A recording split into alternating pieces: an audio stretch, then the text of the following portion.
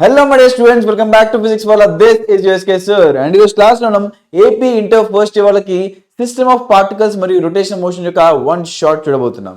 ఈ లెక్చర్ యొక్క lecture notes DPPs ఇవన్నీ కావాలనుకుంటే మనకి వెంటనే మన పీడబ్ల్యూ యాప్ డౌన్లోడ్ చేసి మీ మొబైల్ నెంబర్ మరియు ఓటీపీతో సైన్ ఇన్ అయితే మన batch name AP inter first year type చేస్తే మనకి ఈ పర్టికులర్ లెక్చర్ యొక్క లెక్చర్ నోట్స్ మీకు దొరికిపోతుంది. ఫైన్. సో డైరెక్ట్ మనం లెక్చర్ యొక్క చాప్టర్ వెయిటేజ్ చూసుకుందాం. ఇందులో మనకి అరౌండ్ 4 to 5 క్వశ్చన్స్ వస్తాయన్న ఈ ఎపిసోడ్ ఎగ్జామ్లో. మరియు ఐపీలో మనకి 4 మార్క్ క్వశ్చన్స్ 2 మరియు 2 మార్క్ క్వశ్చన్ 1 రాబోతున్నాయి. సో ఇందులో మన టాపిక్స్ మీకు కవర్ చేసుకుంటే introduction to motion of a rigid body. అసలు ఒక రిజిడ్ బాడీ అంటే ఏంటి? ఓకే, అసలు ఒక రిజిడ్ బాడీ అంటే ఏంటి? ఫస్ట్ అసలు రిజిడ్ బాడీ కన్నా ముందు ఒక పార్టికల్ అంటే ఏంటి, ఒక పాయింట్ పార్టికల్ అంటే ఏంటి?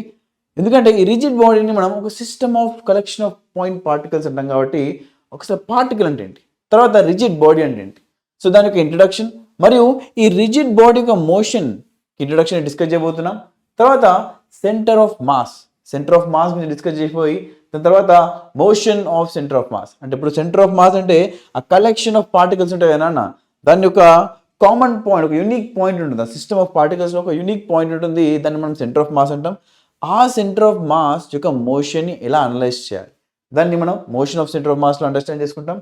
తర్వాత linear momentum of a system of particles ఉన్నప్పుడు అన్ని పార్టికల్స్ యొక్క కలయిక ఒక లీనియర్ మొమెంటమ్ ఎలా క్యాలిక్యులేట్ చేయాలి. తర్వాత vector product of 2 vectors, 2 vectors తీసుకున్నప్పుడు మనం దాని యొక్క వెక్టర్ ప్రొడక్ట్ ఎలా క్యాలిక్యులేట్ చేయాలి, లేదా దాన్ని క్రాస్ ప్రొడక్ట్ అంటాం. లాస్ట్ క్లాస్లో మనము వర్క్ పవర్ ఎనర్జీలో మనం ఏం చేసాం, స్కేలార్ ప్రొడక్ట్ గురించి చదివాం. రైట్, వర్క్ డన్ క్యాలిక్యులేట్ చేసినప్పుడు work done is force dot డిస్ప్లేస్మెంట్లో ఎఫ్ డాట్ ఎస్ అని చెప్పాం. అక్కడ మనం డాట్ ప్రోడక్ట్ గురించి డిస్కస్ చేసాం. ఈ పర్టికులర్ కేసులో మనం వెక్టర్ ప్రోడక్ట్ గురించి డిస్కస్ చేస్తాం నాన్న. తర్వాత angular velocity and it's relation with linear velocity. So ఈ పర్టికులర్ చాప్టర్లో మనకి చాలా టర్మ్స్ ఎలా ఉంటాయంటే రొటేషన్కి రిలేటెడ్ ఉంటాయి, అంటే యాంగులర్ క్వాంటిటీస్ ఎక్కువ ఉంటాయి అనమాట. ఎందుకంటే ఇప్పటివరకు మనం చూసిన అన్ని లీనియర్ క్వాంటిటీస్ ఉంటాయి, లైక్ లీనియర్ వెలాసిటీ. ఇప్పుడు లీనియర్ వెలాసిటీకి మరియు యాంగులర్ వెలాసిటీకి రిలేషన్ ఏంటి? ఓకే. తర్వాత యాంగులర్ యాక్సిలరేషన్, మనకి లీనియర్ యాక్సిలరేషన్ తెలుసు, rate of change of linear velocity dv/dt is called linear acceleration అని చెప్తాం. మరి ఇప్పుడు యాంగులర్ యాక్సిలరేషన్ అంటే ఏంటి? తర్వాత torque and angular momentum. Torque అంటే ఏంటి, యాంగులర్ మొమెంటమ్ అంటే ఏంటో చూడబోతున్నాం. తర్వాత angular momentum of a particle, ఒక పార్టికల్ తీసుకున్నప్పుడు ఆ పార్టికల్కి యాంగులర్ మొమెంటమ్ ఎలా క్యాలిక్యులేట్ చేయాలి. తర్వాత torque and angular momentum of system of particles, ఒక సిస్టమ్ ఆఫ్ పార్టికల్స్ తీసుకున్నప్పుడు దాని యొక్క యాంగులర్ మొమెంటమ్ ఎలా క్యాలిక్యులేట్ చేయాలి. తర్వాత conservation of angular momentum, equilibrium of a rigid body, ఒక బాడీ తీసుకున్నప్పుడు ఆ బాడీ అనేది స్టాటిక్ ఈక్విలిబ్రియంలో ఉందా, డైనమిక్ ఈక్విలిబ్రియంలో ఉందా, లేదా రొటేషనల్ ఈక్విలిబ్రియంలో ఉందా అని చెప్పి ఎలా తెలుసుకోవాలి. The principle of moment of inertia మరియు kinematics of rotation motion about a fixed axis. ఒక ఫిక్స్డ్ యాక్సిస్ తీసుకున్నప్పుడు ఆ ఫిక్స్డ్ యాక్సిస్ చుట్టూ మీ రిజిడ్ బాడీ రొటేట్ అవుతున్నప్పుడు ఆ పర్టికులర్ కేసులో దానిలో ఇన్వాల్వ్ అయిన పార్టికల్స్లో టైనీ మాసెస్ యొక్క కైనమాటిక్స్ ఎలా క్యాలిక్యులేట్ చేయాలి, ఎలా అర్థం చేసుకోవాలని చెప్పి చూడబోతున్నాం. So these are topics to be covered. Okay na? Rigid body, center of mass, motion of center of mass, linear momentum of system of particles, vector product of 2 vectors, angular velocity and its relation with linear velocity, angular acceleration, torque, angular momentum of a particle, torque and angular momentum for a system of particles, మరియు conservation of angular momentum, equilibrium of a rigid body, principle of moments, moment of inertia, kinematics of rotational motion about a fixed axis. Okay?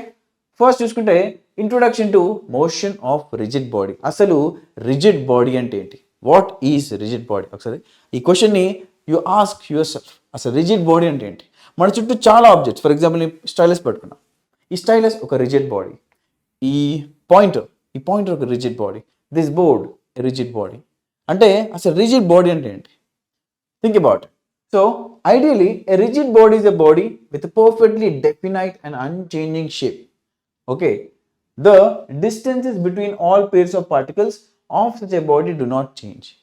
అంటే for example ఇక్కడ నేను ఐడియల్ని వాడాను. Ideal అంటే నార్మల్గా ఒక object తీసుకున్నప్పుడు ఆ రిజిడ్ బాడీని రిజిడ్ ఎందుకంటామంటే దానిలో ఉన్న పార్టికల్స్ మధ్య డిస్టెన్స్ అనేది ఫిక్స్డ్ ఉండాలి. ఫస్ట్ అన్నిటికంటే ముందు అసలు పార్టికల్ అంటే ఏంటి? మనం నార్మల్గా ఇప్పటివరకు డిస్కస్ చేస్తున్న కైనమాటిక్స్, ఫర్ ఎగ్జాంపుల్ కైనమాటిక్స్ చూద్దాం. కైనమాటిక్స్ మనం ఏం డిస్కస్ చేస్తున్నాం?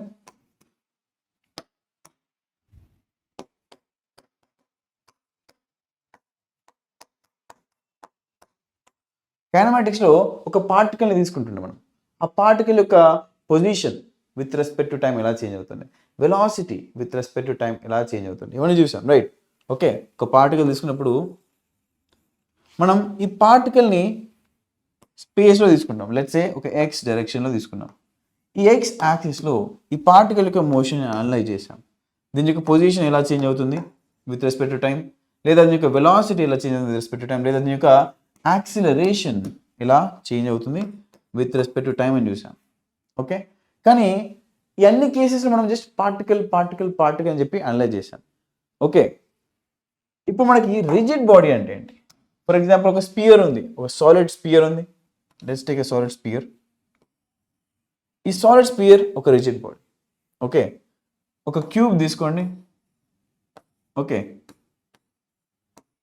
ఒక క్యూబ్ తీసుకున్నప్పుడు ఈ క్యూబ్ని కూడా మనం రిజిడ్ బాడీ అనొచ్చు. లేదా ఒక సమ్ ర్యాండమ్ ఇర్రెగ్యులర్ షేప్ తీసుకోండి, ఇర్రెగ్యులర్ షేప్, అసలు దానికి పర్ఫెక్ట్ రెగ్యులర్ షేప్ లేదు అనుకుందాం. అలాంటి ఒక బాడీని కూడా మనం రిజిడ్ బాడీ అనుకోవచ్చు. ఫర్ ఎగ్జాంపుల్ ఒక స్టోన్ అనుకోండి, ఒక స్టోన్ ఆర్ రాక్ అనుకోండి, ఇది కూడా ఒక రిజిడ్ బాడీయే. సో ఇక్కడ ఏమంటున్నామంటే rigid body is a body with perfectly definite unchanging shape. Unchanging shape అంటే ఫర్ ఎగ్జాంపుల్ ఏదైనా ఫోర్స్ అప్లై చేసినప్పుడు ఆ ఆబ్జెక్ట్ అనేది మూవ్ అవుతుంది అనుకుందాం. అది డీఫామ్ అవ్వచ్చు మైన్యూట్ మైక్రోస్కోపిక్ స్కేల్లో, కాకపోతే ఓవరాల్గా మనకి నెగ్లిజిబుల్ ఎఫెక్ట్ ఉంది అనుకోండి, దాన్ని మనం అన్చేంజింగ్ షేప్ అంటాం. Okay, the distance between all pairs of particles of such a body do not change. ఇది ఇంపార్టెంట్ పాయింట్. ఫర్ ఎగ్జాంపుల్ చూపిస్తా. ఇప్పుడు ఒక బాడీ తీసుకున్నప్పుడు, ఒక రిజిడ్ బాడీ తీసుకున్నప్పుడు, let's consider some irregular rigid body. ఇలాంటి ఒక ఇర్రెగ్యులర్ రిజిడ్ బాడీ తీసుకుందాం. ఇప్పుడు ఇది ఏంటంటే టైనీ పార్టికల్స్తో తయారైంది. మనం ఇక్కడ కైనమాటిక్స్లో సింగిల్ పార్టికల్ గురించి మాట్లాడాం, కాబట్టి ఒక రిజిడ్ బాడీ అనేది collection of particles. A rigid body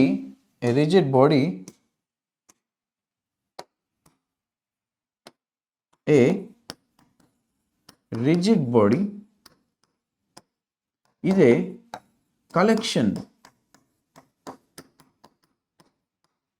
a collection of many such particles.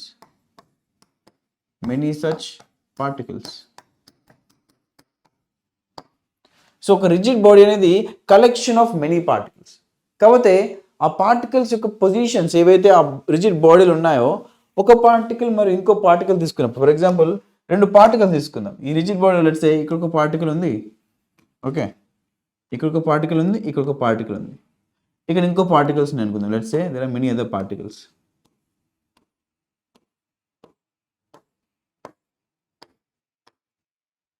వీటి మధ్యలో డిస్టెన్సెస్ ఏవైతే ఉన్నాయో, ఫర్ ఎగ్జాంపుల్ ఈ డిస్టెన్స్ తీసుకోండి.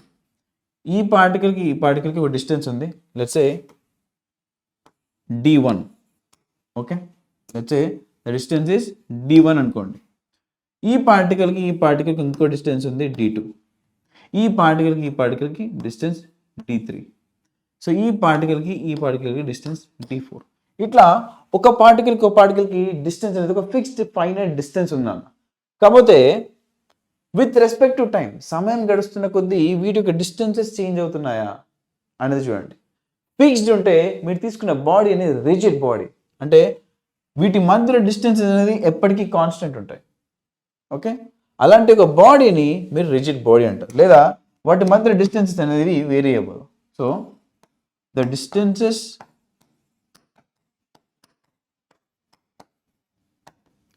d1, d2, d3, d4 and so on are the constants for a rigid body shown here.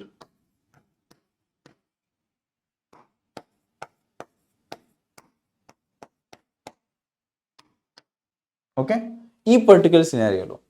Okay, so the distance between all pairs of particles of such a body do not change. All pairs of particle అంటే for example ఇది particle 1 అనుకున్నా.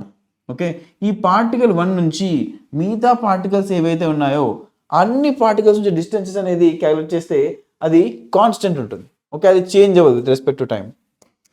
Okay, so if I move this here, చెప్పేసుకుందాం.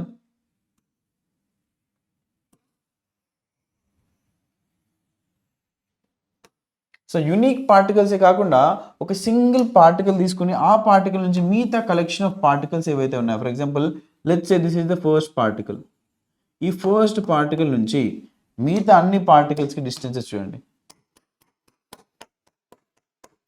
Rigid body అనేది it is a collection or a system of particles టుగెదర్ని మనం ఒక rigid body అంటాం. కాకపోతే అది రిజిడ్ బాడీ అవ్వాల్సిన రూల్ లేదు. సిస్టమ్ ఆఫ్ పార్టికల్స్ అంటే ఒక ఫ్లూయిడ్ కూడా ఉండొచ్చు కదా. ఒక ఫ్లూయిడ్ వాటర్లో కూడా it's a collection of many particles, right? ఒక వాటర్ లేదా ఒక గ్యాస్లో కూడా కలెక్షన్ ఆఫ్ మెనీ పార్టికల్స్. కానీ కలెక్షన్ ఆఫ్ మెనీ పార్టికల్స్ టుగెదర్ని మనం రిజిడ్ బాడీ ఎలా అన్నాం? Rigid body is collection of many such particles అని చెప్పాను.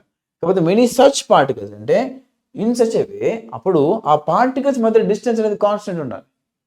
Okay, the distances between all pairs of particles of such a body do not change.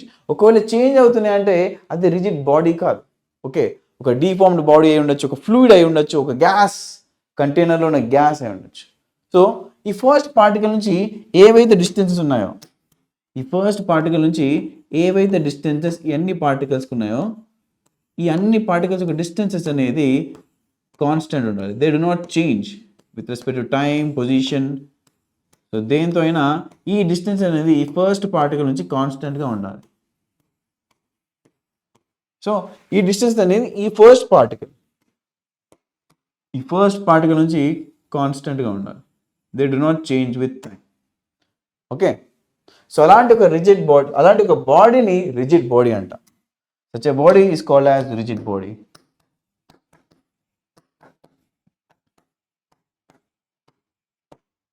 Okay, so next చూసుకుంటే what kind of motion a rigid body can have. So అలా సరే fine sir, అలాంటి ఒక rigid body తీసేసుకున్నాం. ఇప్పుడు ఈ rigid body యొక్క motion ఎలా ఉంటుంది, ఈ మోషన్ని ఎలా అనలైజ్ చేయాలి లేదా ఎలా అర్థం చేసుకోవాలి? సో రిజిడ్ బాడీకి there can be two possibility. Normal ఇప్పుడు మనం చూసినప్పుడు పార్టికల్స్, ఫర్ ఎగ్జాంపుల్ కైనమాటిక్స్లో ఒక పార్టికల్ యొక్క మోషన్ని ఎక్స్ డైరెక్షన్ అండర్స్టాండ్ చేసుకున్నాం, అలాగే వై డైరెక్షన్లో అండర్స్టాండ్ చేసుకున్న తర్వాత జెడ్ డైరెక్షన్లో చూసాం, ఎక్స్ వైలో చూసాం, మోషన్ అనే ప్లేన్లో చూసాం, మోషన్ ఇన్ 3 డైమెన్షన్స్. ఒక పార్టికల్ యొక్క ఫ్రీ మోషన్ని మనం 3 డైమెన్షన్ మోషన్ అనలైజ్ చేయొచ్చు. ఆ సింగిల్ పార్టికల్ ఏదైతే ఉందో అక్కడ మనం రిజిడ్ బాడీని కూడా ఊహించుకోవచ్చు. ఫైన్. సో ఒక రిజిడ్ బాడీకి ట్రాన్స్లేషన్ మోషన్ ఉంటుంది, అలాగే ఇంకొక న్యూ మోషన్ ఉంటుంది విచ్ ఇస్ రొటేషన్ మోషన్. సరే ఈ రొటేషన్ మోషన్ ఏంటంటే, ఇప్పుడు ఫర్ ఎగ్జాంపుల్ మీరు తీసుకుని ఒక ఆబ్జెక్ట్ తీసుకోండి, లెట్స్ సే ఒక ఆబ్జెక్ట్ ఇలా తీసుకోండి. దీని యొక్క ట్రాన్స్లేషన్ మోషన్ అంటే అది దానికి ఒక పర్టికులర్ వెలాసిటీ కాంపోనెంట్ ఉంటుంది అండ్ ఈ ఆబ్జెక్ట్ అనేది ఇలా మూవ్ అవుతుంది. ఈ ఆబ్జెక్ట్ మూవ్ అవుతున్నప్పుడు దానిలో ఉన్న మిగతా పార్టికల్స్ ఏవైతే ఉన్నాయో ఆ పార్టికల్స్ అన్నిటికీ కూడా సేమ్ వెలాసిటీ కాంపోనెంట్ ఉంటుంది. సో ఈ పార్టికల్కి వెలాసిటీ v ఉంటుంది, ఈ పార్టికల్కి వెలాసిటీ v ఉంటుంది, ఈ పార్టికల్ కూడా వెలాసిటీ v ఉంటుంది, ఇక్కడ ఉన్న అన్ని పార్టికల్స్కి ఈ వెలాసిటీ కాంపోనెంట్ అనేది v ఉంటుంది. సో అప్పుడు అలాంటి ఒక మోషన్ని మనం ట్రాన్స్లేషన్ మోషన్ అంటాం. ఓకే, అలాంటి ఒక మోషన్ని మనం ట్రాన్స్లేషన్ ఆర్ ట్రాన్స్లేషనల్ మోషన్ అంటాం. ఓకే, ఫర్ ఎగ్జాంపుల్ ఒక ఇంక్లైన్ ప్లేన్ తీసుకోండి, ఒక ఇంక్లైన్ ప్లేన్ తీసుకుందాం. ఇలా ఒక ఇంక్లైన్ ప్లేన్ తీసుకున్నప్పుడు let's rotate it like this. Okay, ఈ ఇంక్లైన్ ప్లేన్ మీద నేను ఏం చేస్తాను, ఇప్పుడు ఒక ఆబ్జెక్ట్ పెడతా. ఓకే, దీన్ని డూప్లికేట్ చేసుకుందాం. ఓకే, ఈ ఇంక్లైన్ ప్లేన్ మీద మీరు ఒక రెక్టాంగులర్ క్యూబ్ని పెట్టండి. ఈ క్యూబ్ని పెట్టినప్పుడు ఈ ఆబ్జెక్ట్ ఏంటి, ఏం ఎక్స్పీరియన్స్ చేస్తుంది, ఒక ఫోర్స్ని ఎక్స్పీరియన్స్ చేస్తుంది, గ్రావిటేషన్ ఫోర్స్ ఒక కాంపోనెంట్ ఎక్స్పీరియన్స్ చేస్తుంది. ఫర్ ఎగ్జాంపుల్ ఇది mg అనుకోండి, ఇది mg, ఇది θ అనుకోండి, ఇది θ అయితే ఇది mg sin θ అవుతుంది, ఇది mg cos θ అవుతుంది. ఫైన్. అప్పుడు mg sin θ కాంపోనెంట్ ఏం చేస్తుంది, ఈ ఆబ్జెక్ట్ని డౌన్వర్డ్ డైరెక్షన్లో తీసుకురావడానికి ట్రై చేస్తుంది. ఓకే, సో ఆబ్జెక్ట్ లేదా ఆ బ్లాక్ ఆఫ్ మాస్ m ఏదైతే ఉందో ఆ బ్లాక్ ఆఫ్ మాస్ m ఈ డైరెక్షన్లో వస్తుంది. దానికి ఒక వెలాసిటీ కాంపోనెంట్ ఉంటుందిగా, దాని యొక్క వెలాసిటీ అనేది ఈ డైరెక్షన్లో ఉంటుంది. కాకపోతే ఆ బ్లాక్ ఆఫ్ మాస్ m ఏదైతే ఉందో దానిలో అన్ని పార్టికల్స్ యొక్క వెలాసిటీ కూడా v ఉంటుంది, అవన్నీ ఒకటే డైరెక్షన్లో వెళ్తాయి. ఇప్పుడు ఇదే బ్లాక్ ఆఫ్ మాస్ m ప్లేస్లో మీరు ఏం చేయండి అంటే ఒక స్పియర్ను ఊహించుకోండి లేదా ఒక సర్క్యులర్ డిస్క్ను ఊహించుకోండి. ఓకే, ఇప్పుడు దీనిలో చూడండి, ఇదేంటంటే నార్మల్గా స్లైడ్ అవ్వకుండా రోల్ అవుతూ వస్తుంది. ఒక బాల్ తీసుకొని ఒక ఎగ్జామ్ ప్యాడ్ ఇలా ఒక పర్టికులర్ ఇంక్లినేషన్లో పెట్టి ఈ బాల్ ఇలా వదిలేస్తే ఆ బాల్ రోల్ అవ్వకుంటూ కిందికి వస్తుంది. సో ఈ బాల్ ఏంటి ఇలా రోల్ అవుతూ కిందికి వస్తుంది అన్నమాట. ఇప్పుడు ఈ బాల్ యొక్క సెంటర్ చూడండి, ఈ బాల్ యొక్క సెంటర్ మాత్రం ఒకటే పాయింట్లో వస్తుంది, లైక్ లెట్స్ సే ఇదే డైరెక్షన్లో వస్తున్నట్టు. కాకపోతే ఇందులో ఉన్న డిఫరెంట్ పాయింట్స్ చూడండి. ఇప్పుడు let me take a blue colour. ఇప్పుడు ఈ పాయింట్ చూడండి, ఈ పాయింట్ చూడండి, ఈ పాయింట్ చూడండి. ఆ పర్టికులర్ ఇన్స్టెంట్ ఆఫ్ టైంలో, ఆ పర్టికులర్ స్నాప్ షాట్ దగ్గర వాటి యొక్క వెలాసిటీ కాంపోనెంట్ అనేది ఇలా ఉంటుంది. ఓకే, ఎందుకంటే అది రొటేట్ అవుతుంది కాబట్టి ఇట్ విల్ లైక్ దిస్. మరి దీని యొక్క బాటమ్ మోస్ట్ పాయింట్ దగ్గర ఏదైతే ఉంటుందో, దీని యొక్క బాటమ్ మోస్ట్ పాయింట్ అని గ్రీన్ కలర్ తీసుకుంటా. దీని యొక్క బాటమ్ మోస్ట్ పాయింట్ అనేది ఇక్కడ ఉంటుంది. సో దాని యొక్క బాటమ్ మోస్ట్ పాయింట్ యొక్క వెలాసిటీ అనేది 0. ఈ పాయింట్ P అనుకోండి, let's say this point P. So velocity at point P is 0. Okay, so bottom most point యొక్క వెలాసిటీ 0 ఆ ఇన్స్టెంట్ ఆఫ్ టైం. కానీ మిగతా దగ్గర దాని యొక్క వెలాసిటీస్ అనేది ఇలా ఉంటుంది. ఓకే, అంటే ఒక రోల్ అయ్యే ఆబ్జెక్ట్ అంటే రొటేట్ అవుతుంది. రోల్ అయ్యే ఆబ్జెక్ట్కి మరియు ట్రాన్స్లేషన్ ఉన్న ఒక ఆబ్జెక్ట్కి డిఫరెన్స్ ఇది. అంటే దానిలో అన్ని పార్టికల్స్ యొక్క వెలాసిటీస్ అనేది సేమ్ ఉండదు. అంటే ఇప్పుడు ఫర్ ఎగ్జాంపుల్ ఈ particular velocity component only V ఉంటుంది ఇక్కడ. Okay, let's say only V ఉంటుంది. కాకపోతే ఇక్కడ డిఫరెంట్ వాల్యూస్ ఉంటాయి. ఎందుకంటే దీని గురించి మనం నెక్స్ట్ స్లైడ్లో డిస్కస్ చేయబోతుంది. ఎందుకు సార్ ఒక ఆబ్జెక్ట్, ఒక రిజిడ్ బాడీ తీసుకున్నప్పుడు దానిలో దాని యొక్క వెలాసిటీ కాంపోనెంట్ అనేది ఎందుకు డిఫరెంట్ ఉంటుంది, డిఫరెంట్ పొజిషన్ దగ్గర. కాకపోతే ట్రాన్స్లేటరీ మోషన్లో ఈ ఆబ్జెక్ట్ యొక్క మోషన్ అనేది V వెలాసిటీ కిందికి వస్తుంది. దీనిలో ఉన్న ప్రతి పార్టికల్ యొక్క వెలాసిటీ అలాగే V ఉంటుంది. ఓకే, సో ఇది ట్రాన్స్లేటరీ మోషన్.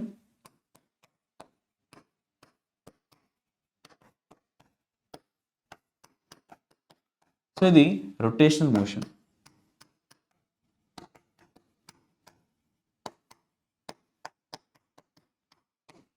ఇంకా అబ్జర్వ్ చేస్తే ఇది ఓన్లీ దీని యొక్క సెంటర్ని చూడండి. దీని యొక్క సెంటర్ ఎక్కడి నుంచి ఎక్కడికి వస్తుంది, దీని యొక్క సెంటర్ ఇక్కడ నుంచి ఇక్కడికి వచ్చేస్తుంది కిందికి.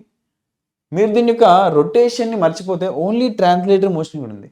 సో ఈ పర్టికులర్ మోషన్ ఏదైతే ఉందో ఇది నాట్ జస్ట్ ఇది ఓన్లీ రొటేషన్ మోషనే కాదు, ట్రాన్స్లేటరీ మోషన్ కూడా. So this is rotation motion plus translatory motion.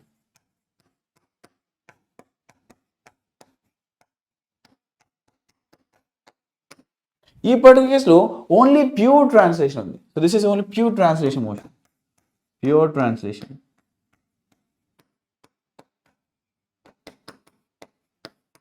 Okay, ఇది only pure translation motion. For example ఒక ఫ్యాన్ తీసుకున్నాను అనుకోండి. మీ క్లాస్ రూమ్లో ఫ్యాన్ తిరుగుతుంది, లేదా మీ హౌస్లో ఒక ఫ్యాన్ తిరుగుతుంది. ఆ ఫ్యాన్ యొక్క మోషన్ ఎలా ఉంటుంది? ఆ ఫ్యాన్ యొక్క మోషన్ అనేది ప్యూర్ రొటేషన్ మోషన్. అంటే ఫర్ ఎగ్జాంపుల్ ఇలా తీసుకుందాం అనుకోండి, బ్లేడ్స్ ఇలా అటాచ్ అయి ఉంటాయి, ఫైన్.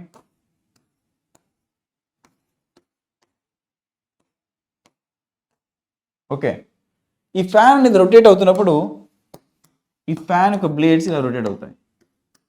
ఓకే, దీనిలో ట్రాన్స్లేటరీ మోషన్ ఉందా? ఓకే, కానీ ఈ ఫ్యాన్స్ యొక్క బ్లేడ్స్ ఏవైతే ఉన్నాయో ఇవి రొటేట్ అవుతున్నప్పుడు ఒక ఫిక్స్డ్ యాక్సిస్ ద్వారా రొటేట్ అవుతున్నాయి. ఎలా రొటేట్ అవుతున్నాయి? ఫర్ ఎగ్జాంపుల్ ఇక్కడ నుంచి ఒక యాక్సిస్ తీసుకోండి. సో మీరు యొక్క ఫ్యాన్ యొక్క మోషన్ చూస్తే ఫర్ ఎగ్జాంపుల్ ఈ బ్లేడ్ చూడండి, లేదా ఈ పాయింట్ని చూడండి, ఈ బ్లేడ్ మీద ఈ పాయింట్ని చూడండి, ఈ బ్లేడ్ మీద ఈ పాయింట్ని చూడండి, లేదా ఈ బ్లేడ్ మీద ఈ పాయింట్ని చూడండి. మీరు ఏ పాయింట్ని చూసినా కూడా ఆ పాయింట్ యొక్క మోషన్ అనేది ఒక సర్క్యులర్ మోషన్ని ట్రేస్ చేస్తుంది. ఓకే, ఒక సర్క్యులర్ మోషన్ ట్రేస్ చేస్తుంది. కానీ ఈ సర్కిల్ యొక్క సెంటర్ ఎక్కడ ఉంది? ఈ సర్కిల్ యొక్క ఈ పార్టికల్స్ చేసే సర్కిల్స్ ఏవైతే ఉన్నాయో వాటి యొక్క సెంటర్ అనేది ఈ పర్టికులర్ యాక్సిస్ మీద ఉంటుంది. ఇంక ఎగ్జాక్ట్గా చెప్పారంటే ఈ బ్లేడ్స్ ఏవైతే ప్లేన్లో ఉన్నాయో ఆ ప్లేన్ యొక్క ఇంటర్సెక్షన్ దేంతో ఈ యాక్సిస్తో అవుతుందో ఆ పాయింట్ దగ్గర నుంచి ఇవన్నీ రొటేట్ అవుతున్నాయి. సో ఈ యాక్సిస్ ఏదైతే ఉందో దీన్ని రొటేషనల్ యాక్సిస్ అంటాం. ఓకే, దీన్ని రొటేషనల్ యాక్సిస్ అంటాం.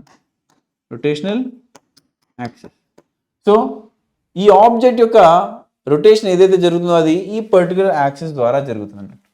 ఓకే, ఈ పర్టికులర్ యాక్సిస్ ద్వారా జరుగుతుంది. ఈ కేసులో చూడండి, ఈ స్పియర్ లేదా ఈ బాల్ లేదా ఈ డిస్క్ని మనం రొటేట్ అవుతూ కిందికి వస్తుంది. దీనిలో రొటేషన్ ప్లస్ ట్రాన్స్లేషన్ ఉంది. ఈ పర్టికులర్ కేసులో రొటేషన్ ఏ యాక్సిస్ ద్వారా జరుగుతుంది? దీని యొక్క సెంటర్ ఉందిగా, ఇప్పుడు దీనికి ఒక ట్రాన్స్లేటరీ మోషన్ ఉందని చెప్పి మర్చిపోండి మీరు. ఓన్లీ రొటేషన్ మోషన్ ఉంది అంటే ఇలా రొటేట్ అవుతుంది అని అనుకోండి, అక్కడనే రొటేట్ అలా అవుతుంది అనుకోండి. అప్పుడు దాని యొక్క యాక్స్ ఆఫ్ రొటేషన్ అనేది నా స్టైలస్ లాగా ఇంటూ ద పేజ్ ఉంటుంది. ఓకే, ఇంటూ ద పేజ్ లేదా అవుట్ ఆఫ్ ద పేజ్. ఆ యాక్సిస్ అనేది ఈ డిస్క్ ద్వారా ఇలా ఉంటుంది. అంటే ఆ డిస్క్ ద్వారా వెళ్ళే యాక్సిస్ చుట్టే ఆ ఆబ్జెక్ట్ అనేది రొటేట్ అవుతుంది. కాకపోతే దానికి ఒక గ్రావిటేషన్ ఫోర్స్ కాంపోనెంట్ కూడా ఉంది. అంటే ఫోర్స్ ఉంది కాబట్టి అది రొటేట్ అవుతూ రోల్ అవుతూ కిందికి వస్తుంది. So translatory motion plus rotation motion. So what kind of motion a rigid body can have? A rigid body can have translatory motion and rotation motion. Fine. So third చూసుకుంటే centre of mass of two particles. So అసలు ఇప్పుడు centre of mass అంటే ఏంటి? First of all ఇప్పుడు మనం discuss చేసుకునేది ఏంటి? ఇవన్నీ రిజిడ్ బాడీస్ గురించి డిస్కస్ చేస్తున్నాం. ఇప్పుడు ఒక ఎక్స్ట్రా స్లైడ్ తీసుకుంటే ఒక రిజిడ్ బాడీ తీసుకుందాం. Let's take a random rigid body, irregular shape. ఇప్పుడు రిజిడ్ బాడీ ఏంటి? Collection of atoms are molecules. Okay, different number of particles ఉన్నాయి ఇందులో.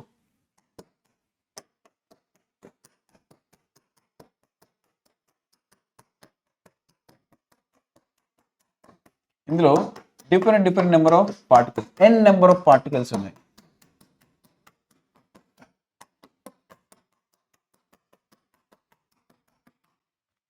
ఓకే, మనం న్యూటన్స్ లాస్ ఆఫ్ మోషన్ చదివేటప్పుడు ఏం చేసాం? ఒక బ్లాక్ ఆఫ్ మాస్ m అని చెప్తుండే. Okay, consider A black of mass m అని చెప్పి అంటుండే కదా.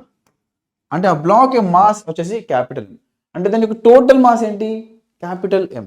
సో అలాగే ఈ రిజిడ్ బాడీ యొక్క మాస్ కూడా టోటల్ మాస్ వచ్చేసి ఇట్ ఈస్ క్యాపిటల్ M అనుకోండి.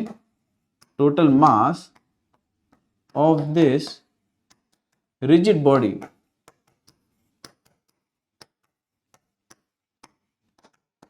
క్యాపిటల్ M అనుకోండి. Okay, use different colour. Total mass వచ్చేసి క్యాపిటల్ M అనుకోండి.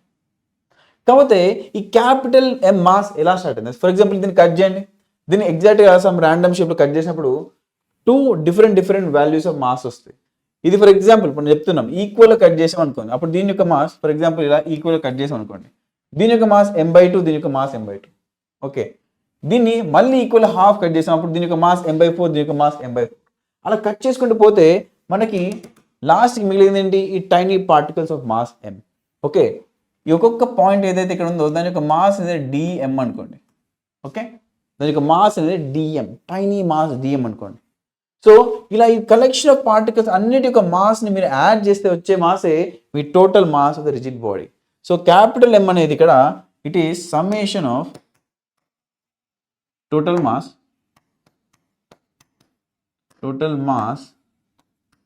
క్యాపిటల్ M ఈ summation of all the small masses M.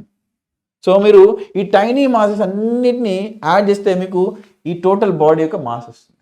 ఇప్పుడు ఈ బాడీ అనేది రిజిడ్ బాడీ అవ్వాలంటే ఈ పార్టికల్స్ అన్నిటి మధ్యలో డిస్టెన్స్ అనేది కాన్స్టెంట్ ఉండాలి. For this body to become rigid, for this body to be called a rigid body, for this object to be called a rigid body,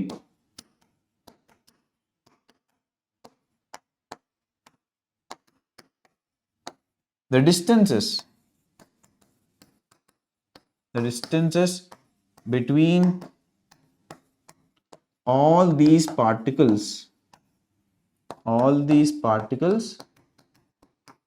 should be constant or unchanged. Okay na? So మీరు తీసుకునే rigid బాడీలో ఉన్న different particles యొక్క mass అనేది it should be constant. Okay, వాటి మధ్యలో separation distance అనేది constant. Okay, ఇప్పుడు ఇలాంటి ఒక రిజిడ్ బాడీ తీసుకున్నప్పుడు మనం ఈ particular case Newton's laws of motion apply చేసినప్పుడు దాని యొక్క స్ట్రక్చర్, దాని యొక్క డైమెన్షన్, దాని యొక్క లెంత్, దాని యొక్క బ్రెడ్త్, దాని యొక్క విడ్త్ ఇవి ఏం కన్సిడర్ చేయలేదు. నార్మల్ ఒక బ్లాక్ ఆఫ్ మాస్ ఏముంది అనుకున్నాం, దాని మీద మనం Newton's laws of motion apply చేసాం. ఫర్ ఎగ్జాంపుల్ ఇక్కడ ఒక గ్రౌండ్ మీద ఉంది అనుకుందాం, అప్పుడు దాని మీద నార్మల్ ఫోర్స్ ఇలా ఉంటుంది. దాని యొక్క వెయిట్ అనేది ఇలా ఉంటుంది mg. ఓకే, దీని యొక్క applied force capital F apply చేసినప్పుడు అది ఆబ్జెక్ట్ అనేది ఆ పర్టికులర్ డైరెక్షన్లో మూవ్ అవుతుంది. దాని యొక్క యాక్సిలరేషన్ ఉంది, దాని యొక్క వెలాసిటీ ఉంది, దాని యొక్క బాటమ్ సర్ఫేస్ మరియు గ్రౌండ్ యొక్క టాప్ సర్ఫేస్ వల్ల ఈ బ్లాక్ మీద ఒక ఫ్రిక్షనల్ ఫోర్స్ ఉంది. ఇలా అనలైజ్ చేశాం న్యూటన్స్ లాస్ ఆఫ్ మోషన్లో. కానీ మనకి ఆ ఆబ్జెక్ట్ యొక్క డైమెన్షన్ తెలియదు, ఏం తెలియదు, ఓన్లీ మాస్ తెలుసు. సో ఆ పర్టికులర్ కేసులో మనం ఏం చేసామంటే బేసికల్లీ క్లెవర్గా మనం ఆ ఆబ్జెక్ట్ యొక్క జామెట్రిక్ సెంటర్ని తీసుకొని ఆబ్జెక్ట్ యొక్క పాయింట్ మాస్ లాగా కన్సిడర్ చేసాం. So a rigid body or a normal body can be considered as a point mass. Okay, an object can be considered as a particle if it is rigid and if there is no internal motion. అంటే ఆ ఆబ్జెక్ట్లో కూడా ఎలాంటి internal vibration లేనప్పుడు, దానిలో కూడా ఎలాంటి rotation లేనప్పుడు ఆ ఆబ్జెక్ట్ని మీరు పార్టికల్ లాగా కన్సిడర్ చేయొచ్చు. సో కైనమాటిక్స్లో న్యూటన్స్ లాస్ ఆఫ్ మోషన్లో ఇవన్నీ ఎలా అనలైజ్ చేసాం మనం? ఎందుకంటే వాటిని మనం ఒక పార్టికల్స్ లాగా కన్సిడర్ చేసాం. ఎందుకు పార్టికల్ లాగా కన్సిడర్ చేసాం అంటే అక్కడ మనం బేసికలీ ఒక యునీక్ పాయింట్ తీసుకుంటున్నాం. ఆ మాస్లో ఒక యునీక్ పాయింట్ తీసుకుంటాం. ఆ యునీక్ పాయింట్ని మనం సెంటర్ ఆఫ్ మాస్ అంటాం. ఓకే, సో ఫర్ ఎగ్జాంపుల్ ఈ కలెక్షన్ ఆఫ్ పార్టికల్స్లో ఒక యునీక్ పాయింట్ ఉంటుంది. సో ఆ యునీక్ పాయింట్ అనేది లెట్స్ సే ఇక్కడ ఉందనుకుందాం. ఓకే, సో ఈ యునీక్ పాయింట్ని సెంటర్ ఆఫ్ మాస్ అంటాం. సెంటర్ ఆఫ్ మాస్ అంటే ఏదైతే దీని యొక్క మాస్ అనేది డిస్ట్రిబ్యూట్ అయిందో, ఫర్ ఎగ్జాంపుల్ ఇక్కడ tiny particle of mass DM ఉంది, ఇక్కడ డిఎం ఉంది, ఇక్కడ డిఎం ఉంది, ఇక్కడ డిఎం ఉంది, చాలా ప్లేసెస్లో DM tiny tiny tiny masses అనేది స్ప్రెడ్ అయి ఉంది. కాకపోతే ఫర్ ఎగ్జాంపుల్ మీరు ఈ ఆబ్జెక్ట్ మీద ఫోర్స్ ఇక్కడ అప్లై చేసి అనుకుందాం, ఈ పర్టికులర్ రీజన్లో ఫోర్స్ అప్లై చేసి అనుకుందాం. ఓకే, అప్లై చేయడం వల్ల ఈ ఆబ్జెక్ట్లో ఒక కైండ్ ఆఫ్ మోషన్ వచ్చేసింది. సో మీరు అక్కడ అప్లై చేయకుండా ఈ కంప్లీట్ బాడీ యొక్క మోషన్ని అనలైజ్ చేయడానికి దీని మాస్ ఏవైతే ఉందో టైనీ మాస్ డిఎమ్స్ అన్నిటిని కాన్సన్ట్రేట్ చేసి మీరు ఈ పాయింట్ దగ్గర పెట్టండి. ఏదైతే డిఎం అనేది ఇక్కడ ఉంది, డిఎం ఇక్కడ ఉంది, డిఎం ఇక్కడ ఉంది, డిఎం ఇక్కడ ఉంది, డిఎం ఇక్కడ ఉంది, కానీ దీని టోటల్ మాస్ ఏంటి? క్యాపిటల్. సో మీరు ఏంటంటే దీన్ని మొత్తం కాన్సన్ట్రేట్ చేసి పర్టికులర్ పాయింట్ దగ్గర పెట్టండి. అప్పుడు ఆ పాయింట్ రెడ్గా డాట్ ఏదైతే ఉందో దాని యొక్క మాస్ వచ్చేసి క్యాపిటల్ ఎం. అప్పుడు మీరు ఏదైతే ఫోర్స్ పెట్టి అనలైజ్ చేస్తున్నారో దాని యొక్క మోషన్ని మీరు జస్ట్ ఈ పాయింట్ మీద ఆ ఫోర్స్ అప్లై చేసి కూడా సేమ్ అనాలిసిస్ చేయొచ్చు. అలాంటి పాయింట్ని centre of mass of the object అంటాం. Okay, so there is a unique point, there lies a unique point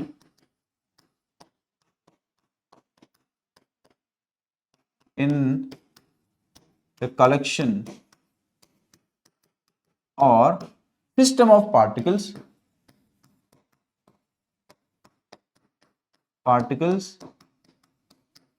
in the rigid body.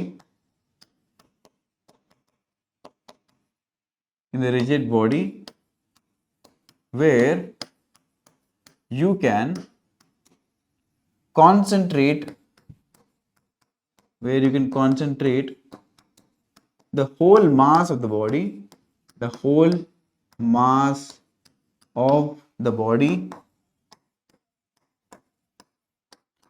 onto that point is called COM. COM అంటే centre of mass. Okay, అంటే ఇప్పుడు ఈ red colour డాట్ని మనం centre of mass అనొచ్చు. Okay, మరి ఇప్పుడు ఒక object లేదా కలెక్షన్ ఆఫ్ పార్టికల్స్, ఇప్పుడు చాలా పార్టికల్స్ ఉన్నాయి. ఈ అన్ని పార్టికల్స్ యొక్క కాంబినేషన్ ఒక యూనిక్ పాయింట్ని ఎలా ఫైండ్ చేయాలి? ఓకే, ఈ యూనిక్ పాయింట్ ఏదైతే ఉందో సెంటర్ ఆఫ్ మాస్ అని అంటున్నానో ఆ పాయింట్ని ఎలా ఫైండ్ అవుట్ చేయాలి? దాన్ని సాల్వ్ చేసుకోవాలి లేదా దాన్ని అర్థం చేసుకోవడానికి ఫస్ట్ మనం ఏం చేస్తామంటే ఇన్ని కలెక్షన్ ఆఫ్ పార్టికల్స్ కాకుండా ఫస్ట్ ఓన్లీ 2 పార్టికల్స్ కన్సిడర్ చేద్దాం. Okay, so let us consider 2 particles okay of mass m1 and m2. ఇక్కడ ఒక మాస్ m1 ఉంది, ఇక్కడ ఒక మాస్ m2 ఉంది. పాయింట్ పార్టికల్సే అనుకోండి, రిజిడ్ బాడీ కాదు ఇది. ఓకే, ఒక పాయింట్ మాస్ ఇక్కడ ఉంది m1, ఇంకో పాయింట్ మాస్ m2 ఇక్కడ ఉంది. ఇప్పుడు మనం ఒక కోఆర్డినేట్ సిస్టమ్ తీసుకుందాం. ఆ కోఆర్డినేట్ సిస్టమ్ ఏంటంటే ఈ 2 పాయింట్ మాసెస్ అనేది ఎక్స్ యాక్సిస్ మీద ఉన్నాయి అనుకోండి. దిస్ ఈజ్ ఎక్స్ యాక్సిస్, దీనికి పర్పెండిక్యులర్గా మనం వై యాక్సిస్ తీసుకుంటాం. ఒక ఆరిజిన్ ఒక ఫిక్స్డ్ పాయింట్ నుంచి ఇప్పుడు ఆ మాస్ m1 ఎక్కడ ఉంది అని చెప్పి పొజిషన్ రిప్రజెంట్ చేయండి x1. ఓకే, మరియు ఆ మాస్ m2 ఎక్కడైతే ఉందో దాని యొక్క పొజిషన్ x2ని తీసుకోండి. x1 అండ్ x2 అంటే ఆ పార్టికల్ m1 మరియు ఆ పార్టికల్ m2 యొక్క పొజిషన్ తీసుకోండి. ఇప్పుడు ఈ 2 పార్టికల్స్ యొక్క సెంటర్ ఆఫ్ మాస్ ఆబ్వియస్లీ ఈ స్ట్రెయిట్ లైన్లోనే ఉండాలి. ఫర్ ఎగ్జాంపుల్ ఇక్కడ ఒక మాస్ ఉంది, ఇక్కడ ఒక మాస్ ఉంది. సో అది దాని యొక్క సెంటర్ ఆఫ్ మాస్ అనేది ఉంటే లాజికల్గా లేదా కామన్ సెన్స్ యూజ్ చేస్తే ఈ సెంటర్ ఆఫ్ మాస్ అనేది somewhere between the two particles మధ్యలో ఉండాలి. ఇక్కడ ఎలాగో ఉండలేదు, ఇక్కడ ఎలాగో ఉండలేదు, ఇక్కడ ఎలాగో ఉండలేదు, ఇక్కడ ఎలాగో ఉండలేదు. ఎందుకంటే ఈ మాస్ అనేది ఇక్కడ డిస్ట్రిబ్యూట్ అయింది, ఇక్కడ డిస్ట్రిబ్యూట్ అయింది. ఈ రెండింటి యొక్క సెంటర్ అనేది మోస్ట్లీ సెంటర్ దగ్గర ఉండొచ్చు. సో దాని యొక్క పాయింట్ని కనుక్కోవడానికి మనం ఒక మెథడ్ని వాడబోతున్నాం. ఫైన్. సో ఒక టూ పార్టికల్స్ తీసుకున్నప్పుడు ఆ సెంటర్ ఆఫ్ మాస్ అనేది వాటి యొక్క మాస్ మీద డిపెండ్ అవుతుంది. వాటి యొక్క మాస్ అనేది ఏ పర్టికులర్ పొజిషన్లో ఉందని చెప్పి దాని మీద డిపెండ్ అవుతుంది. So the centre of mass of a system of two particles or system of many particles depends upon the positions and the masses of the particles.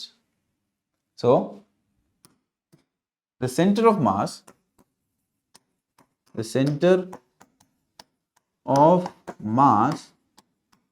of two particles or a system of particles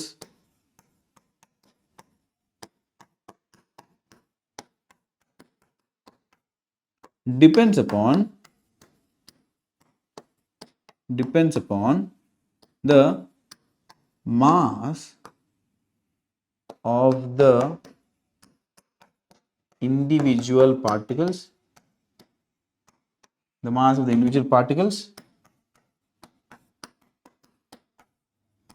their positions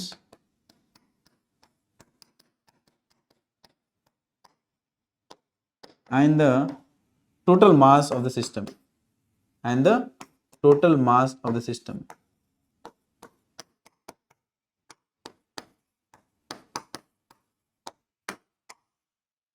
ఇప్పుడు ఇక్కడ మనం తీసుకున్న particles అనేది only X axis మీద ఉన్నాయి కదా, only X axis మీద ఉన్నాయి.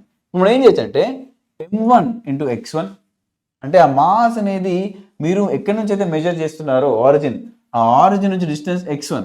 So m1 into x1 plus m2 into x2 by whole divided by m1 plus m2 చేస్తే ఆ సెంటర్ ఆఫ్ మాస్ యొక్క క్యాపిటల్ X అంటే x కోఆర్డినేట్ తెలుస్తుంది. So the coordinates of the center of mass, coordinate x of the center of mass of this two particle system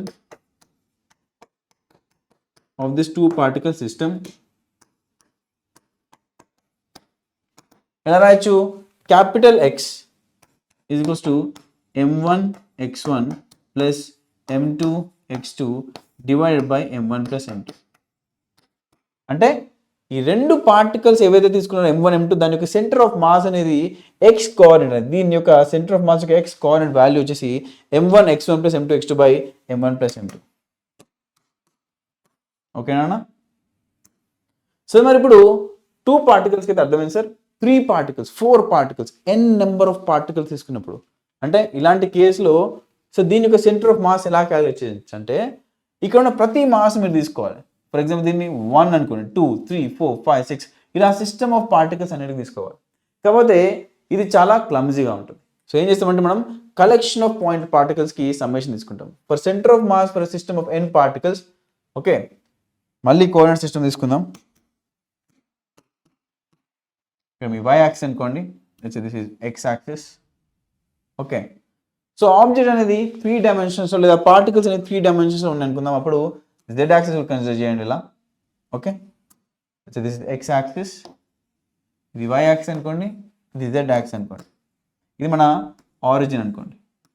so ఈ origin నుంచి ఆ tiny particles let's సే ఇలా system of particles అనేది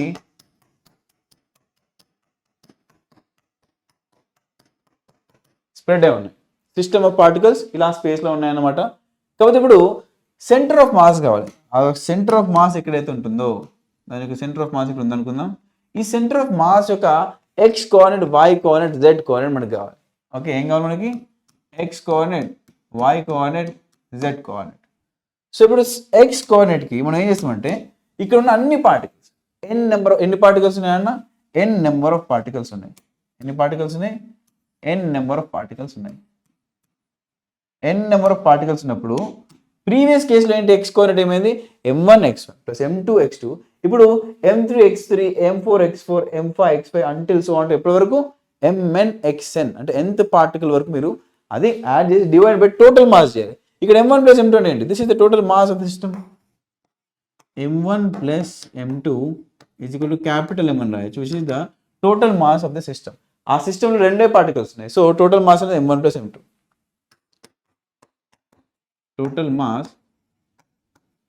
of the system of particles, system of two particles. ఎందుకంటే ఈ particular సిస్టంలో only 2 particles ఉన్నాయి, కానీ మనం ఇప్పుడు తీసుకునే పర్టికులర్ కేసులో n నెంబర్ ఆఫ్ పార్టికల్స్ ఉన్నాయి. సో టోటల్ మాస్ అనేది m1 plus m2 plus m3 plus so on to m plus mn ఉంటుంది. సో ఇక్కడ x coordinate y coordinate z coordinate of the centre of mass కావాలి. అప్పుడు ఏం చేస్తారంటే centre of mass for system of పార్టికల్స్లో x is equals to m1x1 plus m2x2 plus so on plus mnxn divided by m1 plus m2 divided by m1 plus m2 plus so on to plus mn. Okay, n number of particles తీసుకున్నప్పుడు summation of the particles యొక్క total mass అనేది capital M. ఆ capital M ఏంటంటే m1 plus m2 plus m3 so on to mn. So ఇది mass of the total mass of the system of n particles. This is total mass of the system of n number of particles.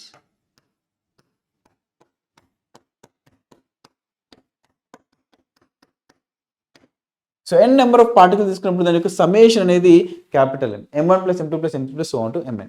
ఇప్పుడు నాకు x coordinate మాత్రమే వచ్చింది. ఇప్పుడు y coordinate కూడా సిమిలర్గా మనం ఏం చేస్తామంటే ఇప్పుడు x కోఆర్డినేట్లో మనం ఇది చేసినప్పుడు y కోఆర్డినేట్ సిమిలర్గానే మనకి దాని యొక్క కోఆర్డినేట్ తీసుకోవచ్చు, which is y equals to m1y1 plus m2y2 plus so on plus mnyn divided by m1 plus m2 plus so on to plus mn.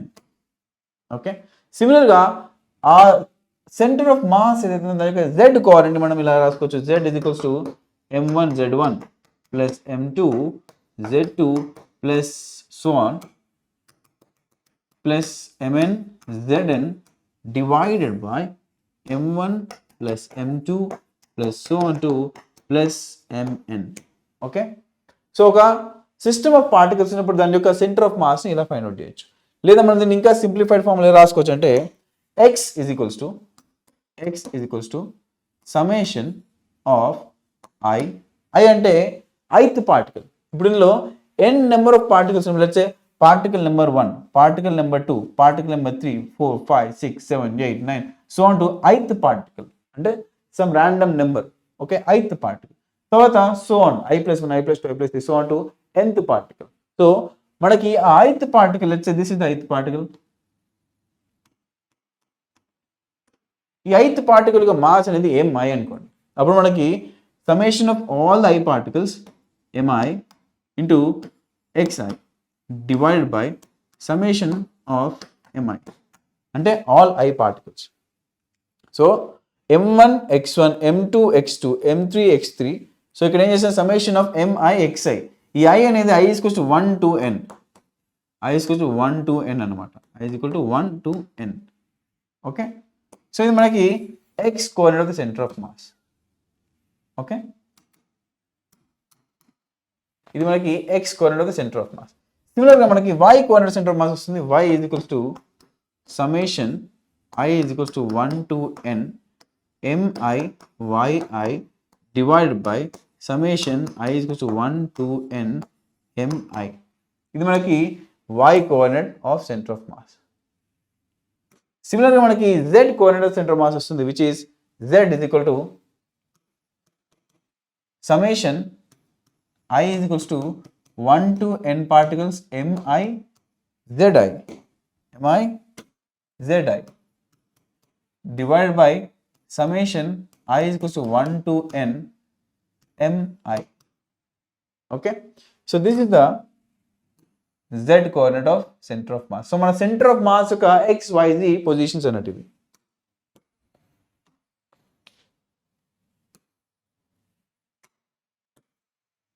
So ఇది మనది z కోఆర్డినేట్. సో ఈ అన్ని కేసెస్లో denominator చూడండి, this is just the summation of total mass. So total mass ఏంటి, మీరు తీసుకున్న system of particles యొక్క టోటల్ మాస్ అనేది సిస్టమ్ ఆఫ్ పార్టికల్స్ యొక్క టోటల్ మాస్.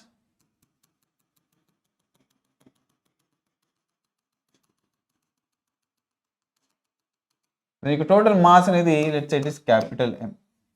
ఓకే, అప్పుడు మనం ఏం చేయొచ్చు, ఇక్కడ అన్ని డినామినేటర్స్ మనం క్యాపిటల్ M రిప్లేస్ చేయొచ్చు. So you can replace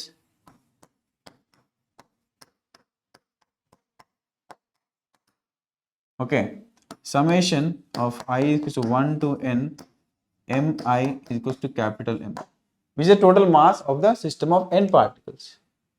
So center of mass for a system of n particles ఇలా రాయొచ్చు, ఇలా రాసుకోవచ్చు. So x coordinate, y coordinate, z coordinate. తర్వాత centre of mass for continuous bodies. ఇప్పుడు నేను ఏం చేశాను, ఇందాక ప్రీవియస్ కేసులో ఫస్ట్ కేసు మనం జస్ట్ 2 పార్టికల్స్ మాత్రమే తీసుకున్నాం. ఈ 2 పార్టికల్స్తో పాటు మనం ఇంకొన్ని అడిషనల్ నెంబర్ ఆఫ్ పార్టికల్స్ తీసుకున్నాం. ఇప్పుడు ఈ పార్టికల్స్ అన్నింటినీ ఒక పర్టికులర్ కంటిన్యూస్ బాడీ తీసుకున్నప్పుడు, కంటిన్యూస్ బాడీ అంటే ఒక స్మూత్ సర్ఫేస్ లేదా స్మూత్ సర్ఫేస్ షేప్ తీసుకున్నప్పుడు, ఫర్ ఎగ్జాంపుల్ ఒక స్పియర్ లేదా ఒక సాలిడ్ సిలిండర్ లేదా ఒక పర్టికులర్ హాలో స్పియర్, ఏదైనా ఒక ర్యాండమ్ షేప్ తీసుకున్నప్పుడు, లేదా ఇర్రెగ్యులర్ షేప్ అయినా పర్లేదు. సో ఇలాంటి ఒక ఇర్రెగ్యులర్ షేప్ తీసుకోండి. కాకపోతే ఇది 3 డైమెన్షన్స్, అంటే ఇది చూడడానికి దీనికి ఒక సర్ఫేస్ ఉంటుంది. ఓకే,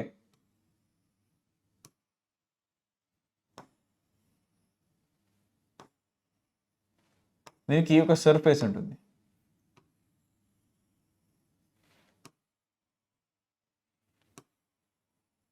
ఇప్పుడు దీన్ని ఇలా ఎందుకు స్ప్లిట్ చేస్తున్నా అంటే, ఇన్స్టెడ్ ఆఫ్ పార్టికల్ అని చెప్పకుండా ఇప్పుడు టైనీ మాస్ ఎలిమెంట్ అంటాను. So we can split the rigid body into a tiny mass elements DM. So ఇందులో ఒక్కొక్క టైనీ మాస్ ఏవైతే ఉన్నాయి, టైనీ మాస్ అనేది అయితే ఒక్కొక్కటిని DM అని పిలుస్తాను. DM అంటే tiny mass element. Okay, for continuous bodies, for continuous rigid bodies or continuous bodies, we can split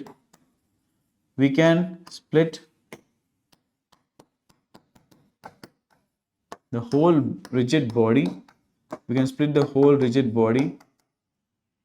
whole rigid body. Into tiny mass elements,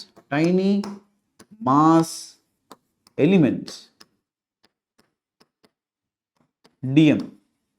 ఈ టైనీ DM మాస్ ఎలిమెంట్స్ లా ఈ whole rigid బాడీని మనం split చేసుకోవచ్చు. The total mass వచ్చేసి capital M నాన్న. Okay, ఈ tiny mass DM ఏవైతున్నాయో summation of all the tiny mass DMs ఏమవుతుందంటే క్యాపిటల్ M అవుతుంది. కాకపోతే ఇది DM అంటే ఏంటి, ఇన్ఫినిటెసిమల్ మాస్ ఎలిమెంట్. ఇన్ఫినిటెసిమల్ మాస్ ఎలిమెంట్ ఏంటది, ఇన్ఫినైటెసిమల్ మాస్ ఎలిమెంట్. అంటే ఆ స్మాల్ మాస్ DM కూడా ఇట్స్ కలెక్షన్ మోర్ పార్టికల్స్. అంటే ఈ tiny mass DMఏ it's collection of particles. So అలాంటి కలెక్షన్ ఆఫ్ పార్టికల్స్ని DM అనుకుంటే, ఇక్కడ ఈ పర్టికులర్ సిచ్యువేషన్ మనకి ఎన్నో టైనీ మాస్ DMs ఉన్నాయి. సో మనం ఏం చేస్తామంటే ఇండైరెక్ట్గా ఇలాంటి ఒక స్మూత్ సర్ఫేస్ ఉంది కాబట్టి దీన్ని ఇన్స్టెడ్ ఆఫ్ పార్టికల్స్ మనం ఏం చేస్తామంటే ఒక ఇంటిగ్రేషన్ సింబల్ యూజ్ చేస్తాం. ఇంటిగ్రేషన్ సింబల్ అంటే సమ్మేషన్ కాకుండా మనం ఇంటిగ్రల్ సింబల్తో ఇవన్నీ రిప్లేస్ చేయాలి. Okay, so we replace the summation, we replace the summation with an integration or with an integral. So ఎప్పటి కేసులో ఏమవుతుంది, ఫర్ ఎగ్జాంపుల్ x చూసుకుంటే x is equals to previous కేసులో ఏముంది, summation of i to i is equals to 1 నుంచి n వరకు integral dm into x లేదా x dm, integral x dm divide by integration dm. Okay, integration dm లేదా y కోఆర్డినేట్గా అనుకోండి, y is equals to integral y dm divide by integral DM. Integration DM అంటే total mass వస్తుంది మనకి. So total mass m is equal to integral dm. Okay, then z coordinate is equals to integration z dm divided by integral dm. So మనకి XYZ అనేది ఇప్పుడు ఇది తీసుకున్న rigid body ఏదైతే ఉందో దాని యొక్క సెంటర్ ఆఫ్ మాస్ అన్నమాట. Fine. So this is centre of mass for continuous bodies. So the centre of mass for system of particles in terms of position vector. So ఇందాక సెకండ్ కేసులో మనం system of particles తీసుకున్నప్పుడు n number of particles తీసుకున్నప్పుడు ఈ origin నుంచి మనం ఏం చేస్తుందంటే we could have taken a position vector. Position vector దేనికి? ప్రతి పార్టికల్కి ఒక పొజిషన్ వెక్టర్ తీసుకోవాలి. అప్పుడు r1 bar, r2 bar, r3 bar, so on ఇలా తీసుకోవాలి. అప్పుడు సెంటర్ ఆఫ్ మాస్ ఏదైతే ఉంటుందో దానికి ఒకటే పొజిషన్ వెక్టర్ ఉంటుంది. అది క్యాపిటల్ R బార్తో రిప్రజెంట్ చేద్దాం. సో ఈ పర్టికులర్ కేసులో centre of mass for system of n particles in terms of position vector అంటే అప్పుడు ఎలా అంటే దీన్ని capital R bar is equals to m1 r1 bar plus m2 r2 bar plus so on to plus mn rn bar mn rn bar divided by m1 plus m2 plus so on to plus mn. ఓకే, ఇదేమవుతుంది total mass ఉంది. So ఇప్పుడు అలాంటి ఒక system for example మళ్ళీ మనం coordinate axis తీసుకుందాం. This is y axis, this is x axis and దీన్ని z యాక్సిస్ అనుకోండి. Okay, so x axis, y axis మరియు z యాక్సిస్. ఇప్పుడు సిస్టమ్ ఆఫ్ పార్టికల్స్ తీసుకున్నప్పుడు n నెంబర్ ఆఫ్ పార్టికల్స్ తీసుకున్నప్పుడు ఆ n నెంబర్ ఆఫ్ పార్టికల్స్కి మనకి ఒక సెంటర్ ఆఫ్ మాస్ ఉంటుంది. ఓకే, ఆ సెంటర్ ఆఫ్ మాస్ అనేది అయితే ఇక్కడ ఉందనుకుందాం. సెంటర్ ఆఫ్ మాస్ అనేది ఇక్కడ ఉందనుకుందాం. అయితే this is the centre of mass. Centre of mass. So ఇక్కడ ఆ సెంటర్ ఆఫ్ మాస్కి ఈ ఆరిజిన్ నుంచి ఒక పొజిషన్ వెక్టర్ ఇలా ఉంటుంది. This is capital R bar. Okay, so మిగతా పార్టికల్స్ యొక్క పొజిషన్ వెక్టర్స్ ఏంటి? r1 bar, r2 bar, so అంటూ rn బార్. ఓకేనా? ఇప్పుడు ఈ సిస్టమ్ మొత్తం మూవ్ అవుతుంది అనుకుందాం. ఈ సిస్టమ్ మొత్తం మూవ్ అవుతే ఈ R బార్ మూవ్ అవుతుంది. ఓకే, సో అప్పుడు సెంటర్ ఆఫ్ మాస్ యొక్క మోషన్ని ఎలా అనలైజ్ చేయాలి? Motion of centre of mass. ఇప్పుడు ఈ సెంటర్ ఆఫ్ మాస్ యొక్క మోషన్ ఎలా అనలైజ్ చేయాలో చూద్దాం. So to analyse the motion ఏం చేస్తామంటే నేను m1 plus m2 plus so అంటూ mn ని క్యాపిటల్ M అని రాసుకుంటాను. ఈ క్యాపిటల్ M ని లెఫ్ట్ హ్యాండ్ సైడ్ తీసుకొస్తాను. So capital M into R bar is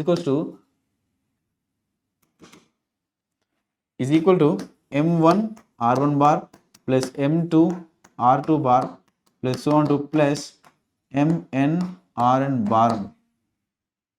ఇప్పుడు సమయం గడుస్తున్న కొద్దీ ఈ capital R bar position vector ఎలా చేంజ్ అవుతుంది అంటే ఈ centre of mass for example తీసుకోండి, ఇది ఇలా మూవ్ అవుతుంది అనుకుందాం. ఇలా ఇష్టం వచ్చిన మూవ్ అవుతున్నప్పుడు దాన్ని పాయింట్ చేసే క్యాపిటల్ R బార్ కూడా with respect to time change అవ్వాలి కదా. So dr by dt, so d by dt, so with respect to time దీన్ని మొత్తం డిఫరెంట్ చేయండి. Capital M into R bar equals to d by dt of m1 r1 bar plus m2 r2 bar plus so on to plus mn rn bar. Okay, so ఇదేమవుతుంది?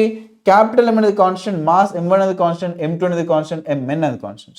So ఇప్పుడు ఏం differentiate చేయాలంటే only position vectors మాత్రమే differentiate చేయాలి. So rate of change of position లేదా rate of change of position vector ఏంటి? Velocity. So మనకి velocity vectors టర్మ్స్లో వస్తుంది.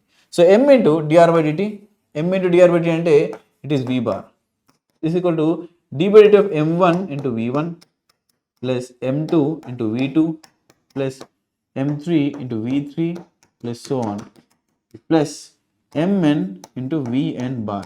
ఇవన్నీ వెలాసిటీ వెక్టర్స్. మనకి అంటే ప్రతి పార్టికల్ యొక్క position vector, rate of change of position vector ఎలా చేంజ్ అవుతుందని చెప్పి ఇంప్లై చేసేదే ఈ వెలాసిటీ వెక్టర్స్ అన్నట్టు. Okay, so let me rotate this first. So మనకి in terms of velocity equation వచ్చింది. So we can highlight this. అంటే సార్ ఇప్పుడు ఈ క్యాపిటల్ V బార్ ఏదైతే ఉందో ఈ క్యాపిటల్ V బార్ అనేది ఈ సెంటర్ ఆఫ్ మాస్ యొక్క velocity. So capital V is the velocity of centre of mass. So ఇందులో క్యాపిటల్ V ఏదైతే మనకు వచ్చిందో that is the velocity of centre of mass. Velocity of centre of mass. So me centre of mass యొక్క velocity అనమాట v bar. ఇప్పుడు with respect to time మళ్ళీ differentiate చేస్తే ఈ ఈక్వేషన్ని విత్ రెస్పెక్ట్ టు టైం మళ్ళీ డిఫరెన్షియేట్ చేస్తే ఈ velocity rate of change of velocity ఎలా చేంజ్ అవుతుందని చెప్పి చూడొచ్చు. That this call what acceleration. Okay, so ఇప్పుడు ఈ equation with respect to time differentiate చేయండి. So d by dt of m into v bar is equals to d by dt of m1 v1 bar plus m2 v2 bar plus so on to plus mn vn bar. ఇదేమవుతుంది? This becomes m into d by dt అంటే m into acceleration bar a bar is equals to m1 a1 plus m2 a2 plus so on to plus mn an bar. So ఇవన్నీ ఆ different particle system of particles ఏవైతే ఉన్నాయో ఆ ప్రతి particle యొక్క acceleration vectors అనమాట. ఈ capital ఏ bar అనేది acceleration of the centre of mass. ఈ క్యాపిటల్ ఏ బార్ అనేది acceleration of the centre of mass. ఈ క్యాపిటల్ ఏ బార్ అనేది acceleration of centre of mass. So me centre of mass యొక్క acceleration vector ఇది. So ఇక్కడ ఏమంటాం చూడండి, thus the total mass of the system of particles times the acceleration of its center of mass is the vector sum of all the forces acting on the system of particles. Sum of all the forces అంటున్నారు. Sir, forces ఎక్కడ నుంచి వచ్చింది? Sum of all the forces acting on the system of particles. So ఈ system of particles మీద act అయ్యే different forces యొక్క summation చెప్పి చెప్తున్నాడు. లెట్స్ సే ఇక్కడ ఒక F1 వెక్టర్ ఉంది, లెట్స్ సే ఇక్కడ ఒక F2 వెక్టర్ ఉంది, లెట్స్ సే దిస్ F3, ఇక్కడ ఒక F4. సో ఆ సిస్టమ్ ఆఫ్ పార్టికల్స్ మీద ఎన్నో నెంబర్ ఆఫ్ ఫోర్సెస్ యాక్ట్ అవుతున్నాయి. ఓకే, సో ఆ forces are nothing but m1 into a1. ఇదేంటి? న్యూటన్స్ లా ప్రకారంగా F is equals to m కదా, ఫ్రమ్ న్యూటన్స్ సెకండ్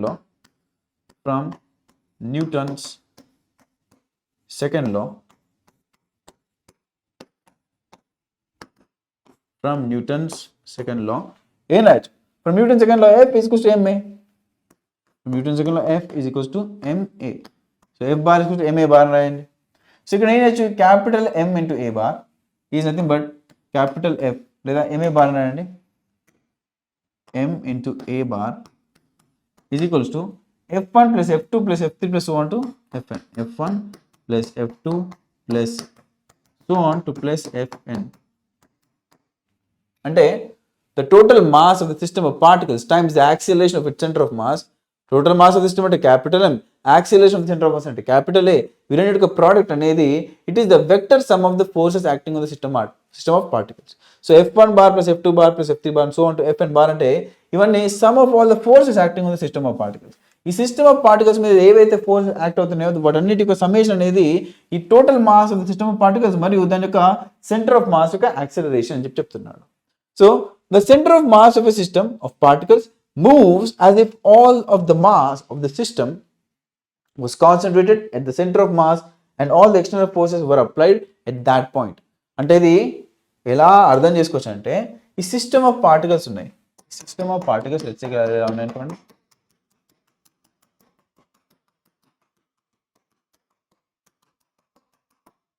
ఈ సిస్టమ్ ఆఫ్ పార్టికల్స్ మీద ఒక్కొక్క పార్టికల్ మీద ఒక్కొక్క ఫోర్స్ యాక్ట్ అయింది అనుకుందాం. లెట్స్ ఇక్కడ ఒక ఫోర్స్, ఇక్కడ ఒక ఫోర్స్, ఇక్కడ ఒక ఫోర్స్, ఇక్కడ ఒక ఫోర్స్, ఇలా ఈ సిస్టమ్ ఆఫ్ పార్టికల్స్ మీద ఇలా డిఫరెంట్ ఫోర్స్ యాక్ట్ అవుతున్నాయి. ఓకే, డిఫరెంట్ డైరెక్షన్స్లో. సో మనం దీన్ని ఎలా రిప్రజెంట్ చేయొచ్చు అంటే దీని యొక్క సెంటర్ ఆఫ్ మాస్ అనేది ఇక్కడ ఉందనుకుందాం. సో మనం ఏం చేయొచ్చు అంటే దీని యొక్క టోటల్ మాస్ని దీని యొక్క సెంటర్ ఆఫ్ మాస్ దగ్గర వి కెన్ కాన్సన్ట్రేట్. ఓకే, ఇక్కడ మనకి let's say this is M1, this is M2, this is M3, ఇక్కడ M4, ఇక్కడ ఇది M5, ఇది M6, ఇది M7 ఇలా ఉన్నాయి అనుకుందాం. సో వీటి యొక్క అన్నిటి మాస్ని ఈ క్యాపిటల్ ఇది సెంటర్ ఆఫ్ మాస్ దగ్గర మనం కాన్సన్ట్రేట్ చేయొచ్చు, which is capital mass M. So దీనికి ఒక యాక్సిలరేషన్ వెక్టర్ ఉంది a బార్. సో మనం ఏం చేయొచ్చు అంటే summation of all forces. So వాటి యొక్క అన్నిటి యొక్క సమ్మేషన్ వచ్చేసి లెట్స్ సే ఇలా. This is summation of all forces. So summation of all the forces అంటే ఈ పార్టికల్స్ అన్నిటి మీద ఏవైతే డిఫరెంట్ ఫోర్సెస్ యాక్ట్ అవుతున్నాయో F1, F2, F3, F4, F5 and so on. So but summation of all forces ఏంటి? Summation of all forces is nothing but F1 plus F2 plus F3 plus so on. Okay, so ఈ అన్ని particles మీద act అయ్యే forces అన్నింటిని combine చేసి దానికి resultant force ఏదైతే ఉందో దాన్ని మనం డైరెక్ట్గా దాని యొక్క సెంటర్ ఆఫ్ మాస్ దగ్గర అప్లై చేసిన ఈ రెండు ఆల్మోస్ట్ ఈక్వల్ అన్నట్టు. Okay, so that is the motion of centre of mass. So the centre of mass of a system of particles moves as if all the mass of the system was concentrated at the centre of mass. ఈ system of particles యొక్క mass అన్నిటిని ఈ centre of mass దగ్గర concentrate చేసేసినాక okay at the center of mass and the external forces were applied at that particular center of mass point. Okay, that is the motion of center of mass. తర్వాత మనం linear momentum of a system of particles. System of particles తీసుకున్నప్పుడు దాని యొక్క linear మొమెంటమ్ని ఎలా describe చేయాలి? నార్మల్గా linear momentum of particle single particle తీసుకున్నప్పుడు ఆ సింగిల్ పార్టికల్ యొక్క లీనియర్ మొమెంటమ్ ఎలా డిస్క్రైబ్ చేస్తాం? P = m × v. అంటే ఆ పార్టికల్ యొక్క మాస్ ఏదైతే తీసుకుంటామో అయితే ఇది సింగిల్ పార్టికల్ అనుకోండి, దీని యొక్క మాస్ వచ్చేసి స్మాల్ m, దీనికి ఒక పర్టికులర్ డైరెక్షన్ వెలాసిటీ కాంపోనెంట్ ఉంది. అప్పుడు మీ లీనియర్ మొమెంటం అనేది కూడా దాని యొక్క వెలాసిటీ డైరెక్షన్లో ఉంటుంది. ఓకే, సో అప్పుడు దాని యొక్క లీనియర్ మొమెంటం అనేది ఇలా describe which is P = mv, mass of the particle into velocity component.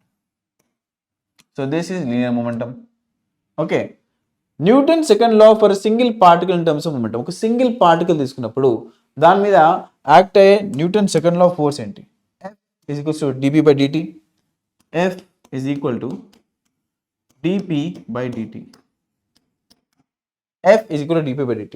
For a system of particles, the linear momentum of the system is defined as. System of particles తీసుకున్నప్పుడు దాని యొక్క linear momentum ఎలా describe చేయొచ్చు? P = P1 bar plus P2 bar so on to plus Pn. Okay, అప్పుడు ఏం రాయొచ్చు? P అంటే ఏంటి? P అంటే m × v. అప్పుడు total mass m × total velocity v = m1v1 plus m2v2 plus so on to plus mn/vn. Okay, so dp/dt ఏంటి? Force కదా. So ఇప్పుడు ఏం రాసుకోవచ్చు మనం? That's how we end up at the statement of Newton's second law of motion extended to a system of particles. So ఒక system of particles కి మనం same ఇలాగే we can end up. So ఏంటది? F = d/dt of mv = m × dv/dt m × acceleration vector. So ఇక్కడ F అనేది F external. So F external లేదా summation of all forces F external is equals to m into a bar. ఈ capital A bar అనేది మీ centre of mass యొక్క acceleration vector. Okay, so what if the sum of external forces acting on the system of particles is 0? ఒకవేళ మీరు తీసుకున్న system of particles మీద ఈ external force 0 అయితే ఏమవుతుంది? ఇదేంటి? F external nothing but dp/dt కదా. This is dp/dt. So if F external is equal to 0 అయితే మనకి dp/dt is equal to 0 అవుతుంది. సో dp/dt 0 అయిపోతే ఏమవుతుంది? dp = 0 dt అవుతుంది. సో దీన్ని ఇంటిగ్రేట్ చేసుకుంటే లెఫ్ట్ అండ్ రైట్ హ్యాండ్ సైడ్లో మనకి ఇక్కడ నుంచి P = కాన్స్టెంట్ వస్తుంది. అప్పుడు ఏమవుతుంది? లీనియర్ మొమెంటం కన్జర్వ్ అవుతుంది. This is called conservation of linear momentum. Okay, దీన్ని మనం కన్జర్వేషన్ ఆఫ్ లీనియర్ మొమెంటం అంటాం. Conservation of linear momentum. ఓకేనా? దీన్ని మనం కన్జర్వేషన్ ఆఫ్ లీనియర్ మొమెంటం అంటాం. సో నెక్స్ట్ P = కాన్స్టెంట్ వస్తుంది అన్న.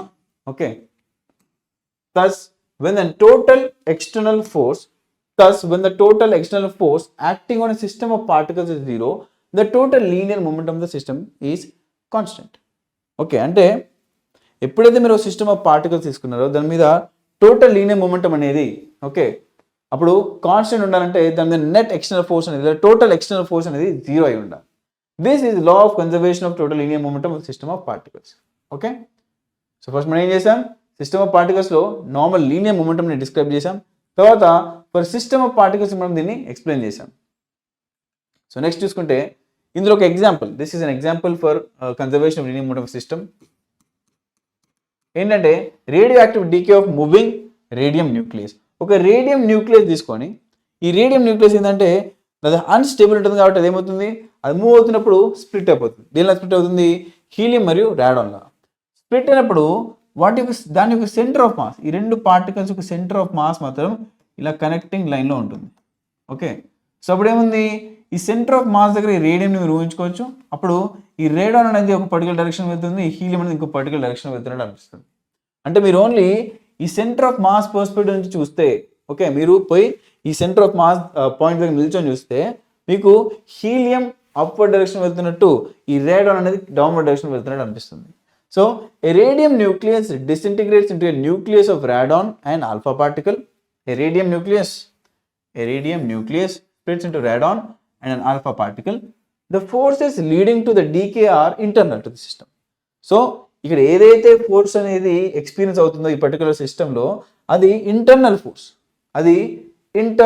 Force, so it is internal to the system. And the external force in the system are negligible. ఈ particular కేసులో ఎలాంటి ఎక్స్టర్నల్ ఫోర్సెస్ లేవు. So summation of all forces F external is zero. So external forces zero అయినప్పుడు మీరు తీసుకున్న సిస్టంలో momentum అనేది conserve అవుతుంది, లీనియర్ మొమెంటం అనేది కన్సర్వ్ అవుతుంది. And the external force of the system are negligible. So the total linear momentum of the system is the same before and after the decay. So డీకేకి జరిగే ముందు, after the decay ఈ యొక్క total linear momentum అనేది constant ఉండాలి.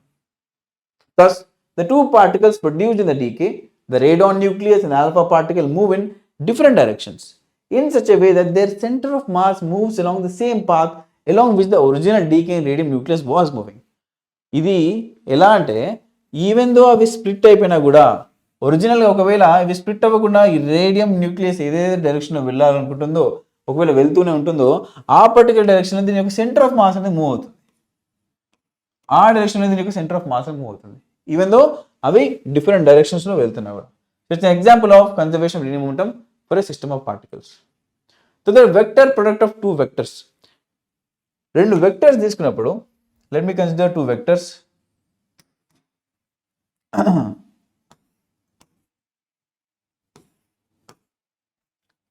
Okay, ఇది vector ఏ bar అనుకోండి, ఇంకో వెక్టర్ బి బార్ అనుకోండి. వెక్టర్ ఏ బార్, వెక్టర్ బి బార్.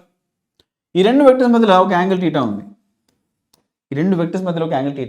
ఇప్పుడు దీని యొక్క వెక్టర్ ప్రొడక్ట్ని ఎలా డిఫైన్ చేస్తామంటే ఏ బార్ క్రాస్ బి బార్ లా డిఫైన్ చేస్తాం. So A bar cross B bar ఏంటి, ఏ bar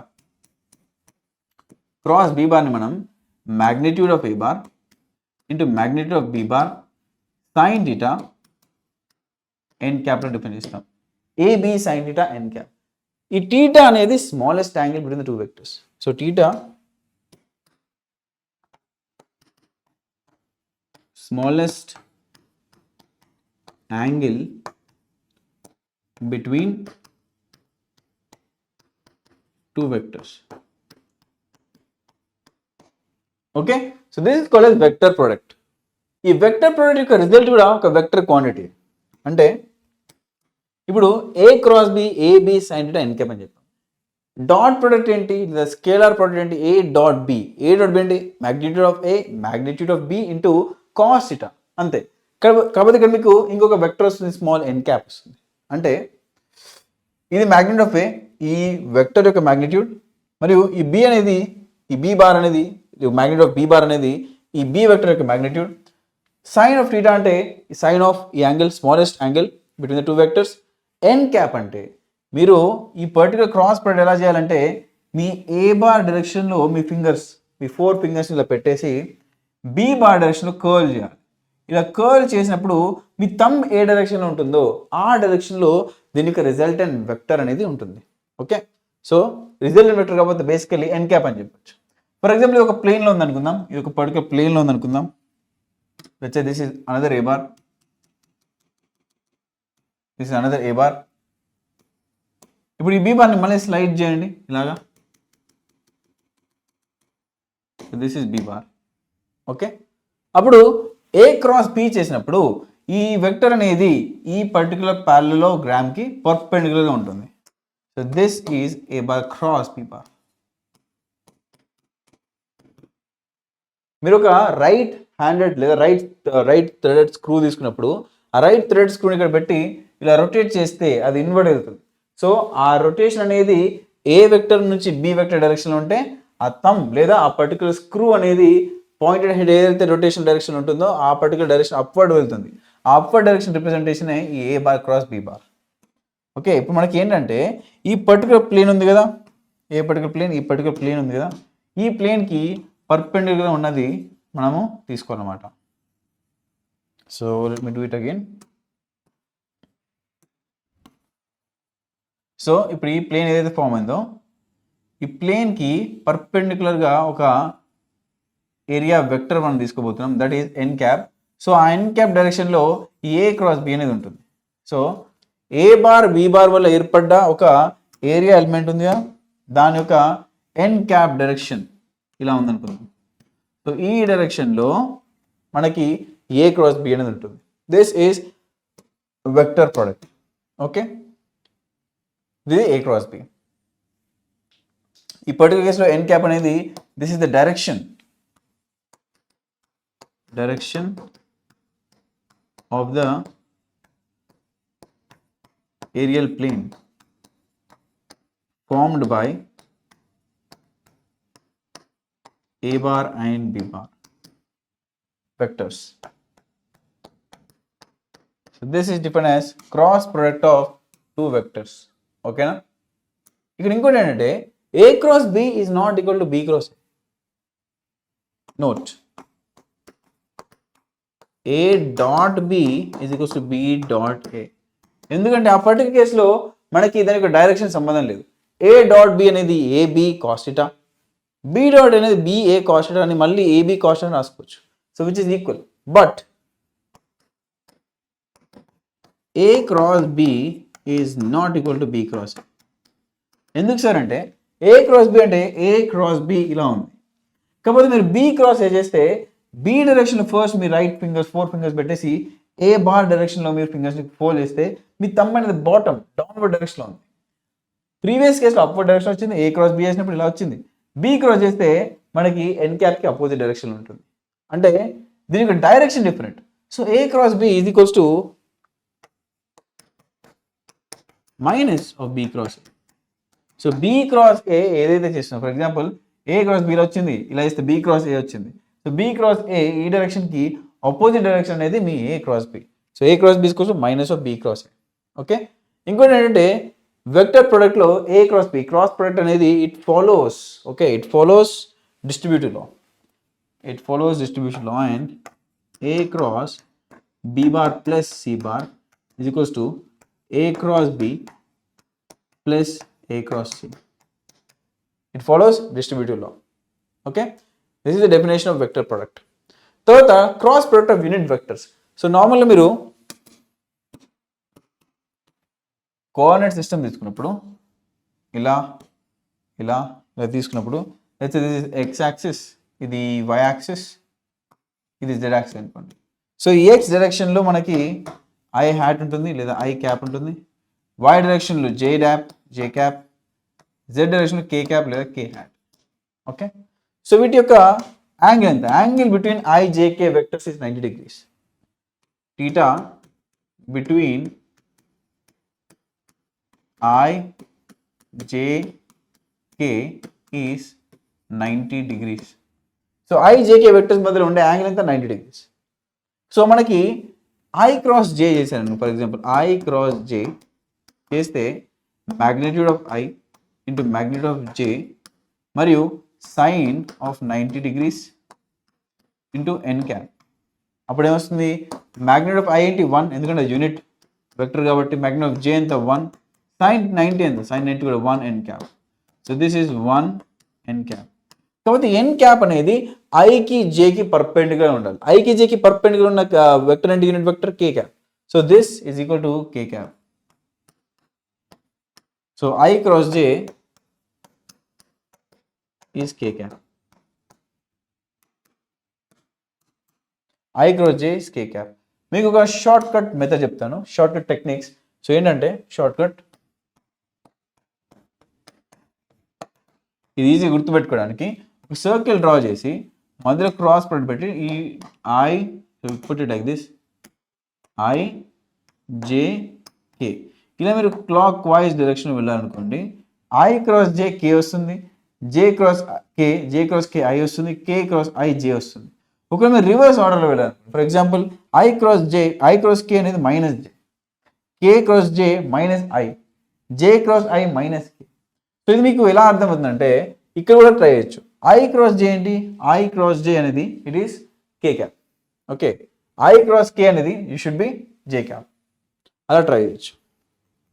okay, so this is cross product of unit vectors. తర్వాత vector product in determinant form. So నార్మల్గా మీరు రెండు వెక్టర్స్ తీసుకున్నప్పుడు let's say a bar is equals to ax I cap plus ay j cap plus az k cap తీసుకున్నాం. తర్వాత b bar is equals to bx I cap plus by j cap plus bz bz k cap అనుకోండి. ఇప్పుడు ఈ రెండు వెక్టర్స్ని cross product చేస్తే దాని యొక్క value expression ఏదైతే వస్తుందో దాన్ని మనం డిటర్మినెంట్ ఫామ్లో కూడా ఎక్స్ప్రెస్ చేయొచ్చు. Okay, so a cross b is equals to dot product I j k, తర్వాత ax ay az bx by bz. ఇలా చేస్తే అప్పుడు మన నుంచి I cap of ay bz minus az by minus j cap of ax bz minus az bx అని రాసుకోవచ్చు. So the plus k cap of ax by మరియు ay bx అని రాసుకోవచ్చు. ఏంటది ax by minus ay bx అని రాయొచ్చు. Okay, so ఇప్పుడు దీన్ని మీరు అల్టిమేట్గా I cap of ay bz minus az by plus j cap of az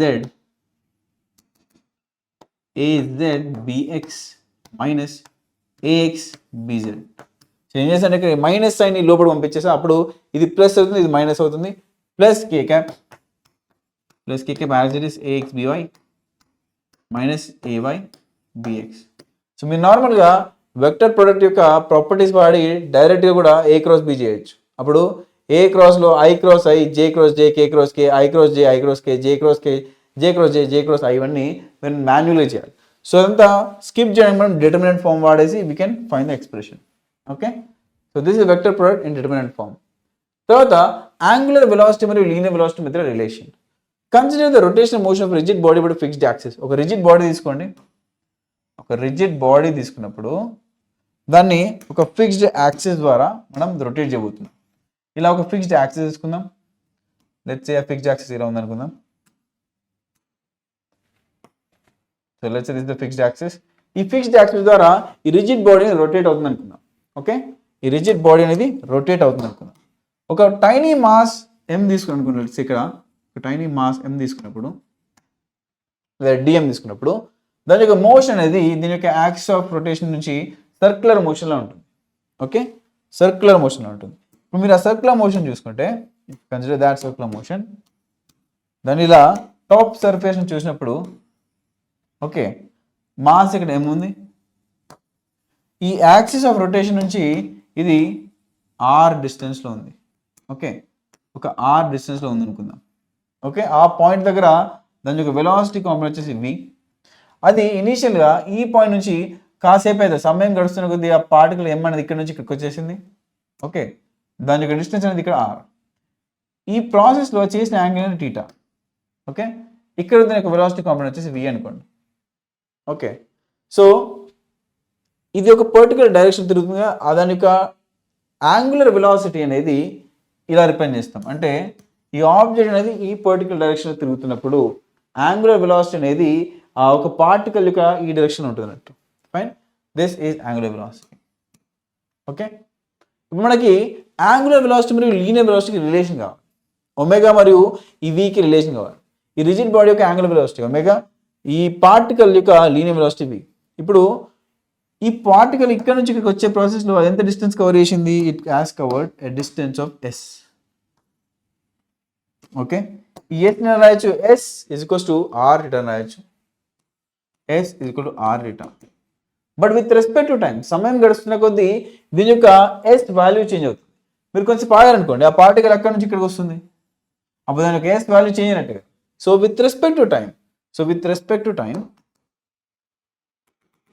so with respect to time,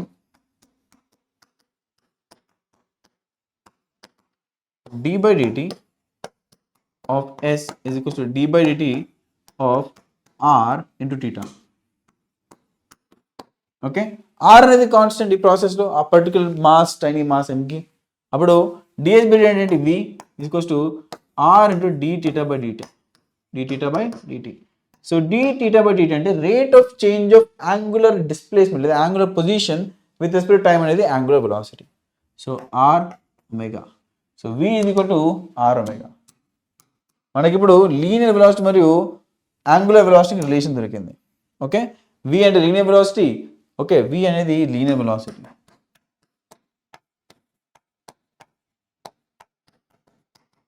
omega అనేది angular velocity.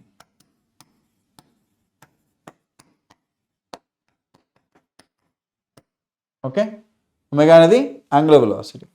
So the rate of change of angular displacement is called as angular velocity. The rate of change of angular displacement లేదా angular position with respect to time is called angular velocity.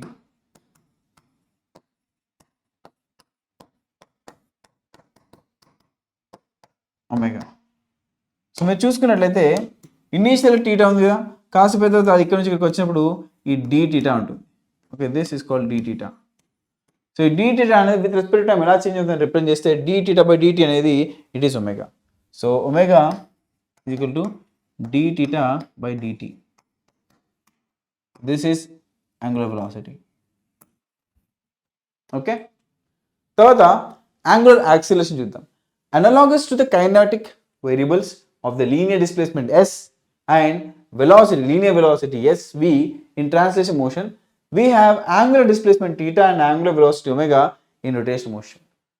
So నార్మల్గా translation మోషన్లో మనం displacement yes మరియు velocity we consider చేస్తే దాని యొక్క analogous angular క్వాంటిటీస్లో మనకి దాని యొక్క యాంగులర్ డిస్ప్లేస్మెంట్ మరియు యాంగులర్ వెలాసిటీ అనేది theta and omega.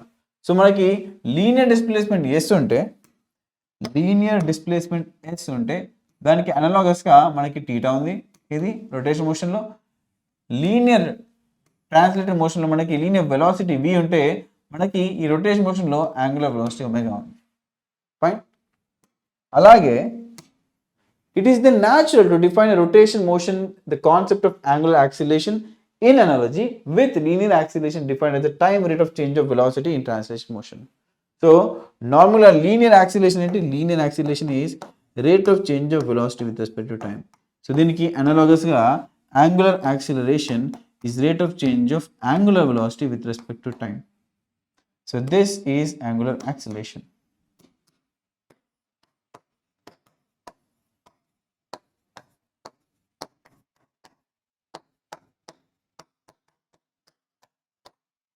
Okay. So next, torque. What is the analog of force in the case of rotation motion? So మనకి లీనియర్ డిస్ప్లేస్మెంట్కి యాంగులర్ డిస్ప్లేస్మెంట్ ఉంది, లీనియర్ వెలాసిటీకి యాంగులర్ వెలాసిటీ ఉంది, సో లీనియర్ యాక్సిలరేషన్కి మనకి angular acceleration ఉంది. ఇప్పుడు మనకి అనలాగస్ టు ఫోర్స్ రొటేషన్ మోషన్స్లో మనకి ఏముంది అని అడుగుతున్నాం. So the rotation analogue of force in linear motion is the moment of force. సో ఈ మూమెంట్ ఆఫ్ ఫోర్స్ మనం it is also called torque or couple. Okay, it is also called torque or couple. So if a force F acts on a single particle at a point P whose position with respect to the origin O is given by the position vector r bar, the moment of the force acting on the particle with respect to the origin O is defined as. So ఒక particle తీసుకుందాం. For example ఒక particle ఇక్కడ ఉంది. ఈ particle యొక్క mass వచ్చేసి m అనుకోండి. Okay, ఈ పార్టికల్ యొక్క మాస్ m అనుకోండి. దాని మీద ఒక ఫోర్స్ F యాక్ట్ అవుతుంది. ఇలా దాని మీద ఒక ఫోర్స్ F ఇలా యాక్ట్ అవుతుంది. సో దాని యొక్క పొజిషన్ అనేది ఆరిజిన్ నుంచి, దాని యొక్క పొజిషన్ అనేది ఈ ఆరిజిన్ నుంచి, this is x axis, this is y axis, ఇది ఆరిజిన్ అనుకుందాం. ఈ ఆరిజిన్ నుంచి ఈ పాయింట్ P వరకు మీరు దాని యొక్క పొజిషన్ వెక్టర్ తీసుకుంటే, దాని యొక్క పొజిషన్ వెక్టర్ ఇలా తీసుకుంటే ఆర్ బార్, అప్పుడు ఈ టార్క్ ఎలా రిప్రజెంట్ చేయొచ్చు అంటే the torque can be represented as tau is r cross f, r bar cross f bar. So ఈ ఆర్ బార్ ఏదైతే ఉందో this is r bar, r bar మరియు ఎఫ్ బార్కి యాంగిల్ టీటా, బట్ మధ్య angle theta. So r bar cross f bar అనేది మనకి ఆ particular particle యొక్క లేదా పాయింట్ దగ్గర ఆరిజిన్కి రెస్పెక్టివ్గా దాని యొక్క torque value. So torque tau is R cross F, లేదా మనం tau is equals to cross ప్రొడక్ట్గా ఏ క్రాస్ బి అంటే ఏ బి సైన్ టీటా. ఇప్పుడు ఏం చేయొచ్చు, ఆర్ క్రాస్ ఎఫ్ని మనం we can write are F sign theta, లేదా దీన్ని ఆర్ ఇంటూ ఎఫ్ పర్పెండిక్యులర్ అని రాసుకోవచ్చు, లేదా దీన్ని tau is equals to f into are sine theta అని రాయొచ్చు, లేదా దీన్ని ఎఫ్ ఇంటూ ఆర్ పర్పెండిక్యులర్ అని రాయొచ్చు. ఓకే, సో ఎఫ్ పర్పెండిక్యులర్ అంటే ఏంటి, ఫర్ ఎగ్జాంపుల్ చూద్దాం. సో ఎఫ్ కాస్ టీటా అనేది ఇది, సో ఇది ఎఫ్ ప్యారలల్, ఎఫ్ పర్పెండిక్యులర్ అంటే ఇలా, దిస్ ఈజ్ ఎఫ్ పర్పెండిక్యులర్. లేదా మనకి ఆర్ కావాలి, ఇన్ టర్మ్స్ ఆఫ్ ఆర్ అంటే లెట్స్ టేక్ వైలెట్ కలర్. ఇది ఆర్ బార్, ఇది ఆర్ కాస్ టీటా, ఇది ఆర్ ప్యారలల్, సారీ ఇది R parallel, this is R parallel, తర్వాత this is R perpendicular. Okay, ఫోర్స్కి perpendicular distance. So this is all about torque. తర్వాత angular momentum of particle చూసుకుంటే just the moment of force just like torque is the rotational analogue of force in linear motion. The quantity angular momentum is the rotational analogue of linear momentum. Linear ఇప్పుడు మనకి ఫోర్స్కి torque ఉన్నట్లు, ఫోర్స్కి torque ఉన్నట్లు, okay torque ఇప్పుడు discuss చేసాం కదా, torque is R cross F, ఫోర్స్కి టార్క్ ఉన్నట్లు, అలాగే లీనియర్ మొమెంటం పీకి మనకి యాంగులర్ మొమెంటం ఎల్ ఉంటుందని చెప్పి చెప్తున్నారు. Okay, so this angular momentum is defined as angular momentum in the context of single particle motion తీసుకున్నప్పుడు, ఒక పార్టికల్ ఆఫ్ మాస్ ఎం తీసుకున్నప్పుడు ఆ పార్టికల్ ఎంకి దానికి ఒక లీనియర్ మొమెంటం అనేది ఉంటుంది. ఇలా ఈ పర్టికులర్ డైరెక్షన్లో పీ ఉందనుకో. ఇప్పుడు కోఆర్డినేట్ సిస్టమ్ తీసుకున్నప్పుడు ఇది ఎక్స్ యాక్సిస్, ఇది వై యాక్సిస్ అనుకోండి, ఇది ఆరిజిన్ అనుకోండి. సో ఈ ఆరిజిన్ నుంచి ఆ పార్టికల్ ఆఫ్ మాస్ ఎం దగ్గరికి మీరు పొజిషన్ వెక్టర్ తీసుకుంటే ఇది are bar. So r bar cross P bar చేస్తే మనకి యాంగులర్ మొమెంటం వస్తుంది. Okay, but take this angular momentum in the context of single particle motion is l bar is equals to are bar cross P bar. Okay, r bar cross P bar. So అప్పుడు l bar అనొచ్చు, l bar equals to magnitude of r into magnitude of P sine theta, లేదా L is equals to are of P sine theta, లేదా this is equals to R into P perpendicular, లేదా L is equals to P into are sine theta, this is P into R perpendicular. Okay, ఇది angular momentum context. So this is angle theta. Okay, angular momentum in the context of single particle motion. తర్వాత with respect to time what happens to this quantity, సమయం గడుస్తున్న కొద్దీ angular మొమెంటంకి ఏమవుతుంది, angular L bar is equals to are bar cross P bar. So with respect to time differentiate చేస్తే D by DT of L bar is equal to D by DT of R bar cross P bar అవుతుంది. ఇప్పుడు ఏమొచ్చు, DL by DT అనొచ్చు DL bar by DT is equals to dr. So ఏం చేసినట్టు దీన్ని dr by dt cross product with p plus తర్వాత మనం ఏం చేయొచ్చు, మన దీన్ని r bar cross dp by dt అనొచ్చు.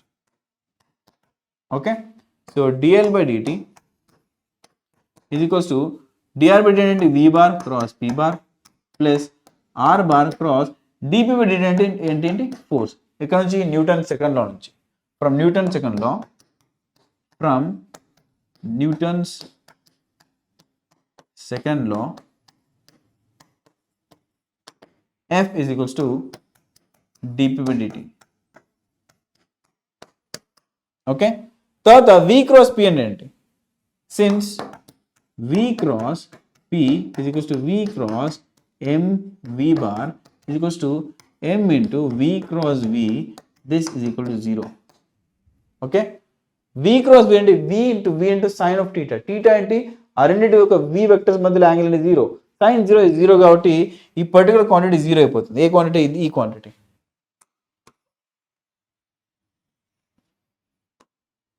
సో ఇక్కడ నుంచి dl bar by dt r cross of ఏంటి, టౌ, టార్క్ అన్నమాట. So rate of change of angular momentum with respect to time is equal to torque. So thus the time rate of change of the angular momentum of the particle is equal to the torque acting on it. This is the rotational analog of the equation F is equal to dp by dt, which expresses Newton's second law for the translation motion of single particle. So F is equal to dp by dt ఎలాగైతే ఉందో మనకి tau is equal to dl by dt అనేది rotational motion ఉందని చెప్పి we are telling. తర్వాత equilibrium of a rigid body. A rigid body is said to be in mechanical equilibrium if both its linear momentum and angular momentum not changing with respect to time, or equivalently the body has neither linear acceleration nor angular acceleration. So ఒక object అనేది equilibrium లేదా rigid body అనేది ఈక్విలిబ్రియంలో ఉండాలంటే ప్రీవియస్గా మనం Newton's laws of motion చదివేటప్పుడు ఒక particle లేదా ఒక ఆబ్జెక్ట్ ఆఫ్ మాస్ m అనేది ఈక్విలిబ్రియం లేదా స్టాటిక్ ఈక్విలిబ్రియం, డైనమిక్ ఈక్విలిబ్రియం ఉండాలనుకుంటే ఏం చేసాం, summation of all forces equal to 0 చేసాం. Summation of all the forces equal to 0 చేసాం. సో ఫస్ట్ ఏంటంటే summation of all the external forces is equal to 0 is equals to F1 plus F2 plus F3 plus so on. Okay, ఏంటి, summation of all external forces equal to 0 చేసాం. కాకపోతే ఒక rigid బాడీకి అసలు rigid body అనేది context ఎందుకు వచ్చింది, దానికి రొటేషన్ మోషన్ ఉంది కాబట్టి వచ్చింది. సో ఈ ఫోర్సెస్తో పాటు మనకి దాని యొక్క summation of all external Torx కూడా 0 అవ్వాలి. Okay, so summation of all external torques also should be 0. This equals to tau 1 plus tau 2 plus tau 3 plus so on. Okay, so translation equilibrium మరియు rotational equilibrium రెండిట్లో మనకి satisfy అయితేనే ఆ rigid body అనేది ఈక్విలిబ్రియంలో ఉంటుంది. Next, principle of moments. ఒక object తీసుకున్నప్పుడు లెట్స్ కన్సిడర్ ఏ సీసా. ఆ సీసాలో ఏంటంటే మనం ఇలాంటి ఒక షేప్ కన్సిడర్ చేయొచ్చు. ఓకే, ఇది వెడ్జ్ అనుకోండి. ఓకే, సో మనకి ఈ పర్టికులర్ పాయింట్ దగ్గర ఒక రియాక్షన్ ఫోర్స్ ఉంటుంది. ఒక రియాక్షన్ ఫోర్స్ ఇలా ఉంటుంది R. ఓకే, మరియు ఇక్కడ నుంచి ఇక్కడ డిస్టెన్స్ d1 అనుకోండి, అండ్ ఈ డిస్టెన్స్ని d2 అనుకోండి. సో ఈ పాయింట్ దగ్గర ఒక ఫోర్స్ F1 అప్లై చేసాం, ఇక్కడ ఇంకో ఫోర్స్ F2 అప్లై చేసాం. So for this system to be in equilibrium, for this system to be in equilibrium,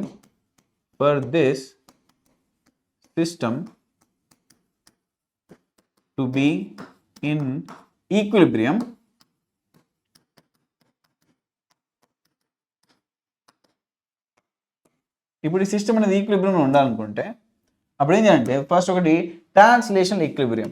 okay, translational equilibrium.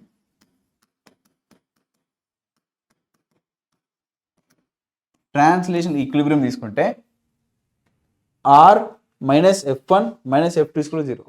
Okay, R minus F1 minus F2 is equal to 0.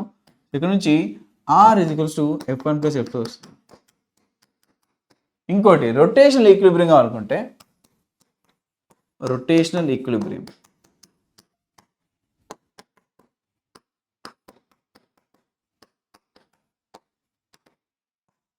ఈ rotation equilibrium మనకి moments consider చేయాలి, అంటే torque consider చేయాలి. R cross f, d1 cross f, అంటే d1 అంటే f1 లేదా f1 into d1 is equals to f2 into d2.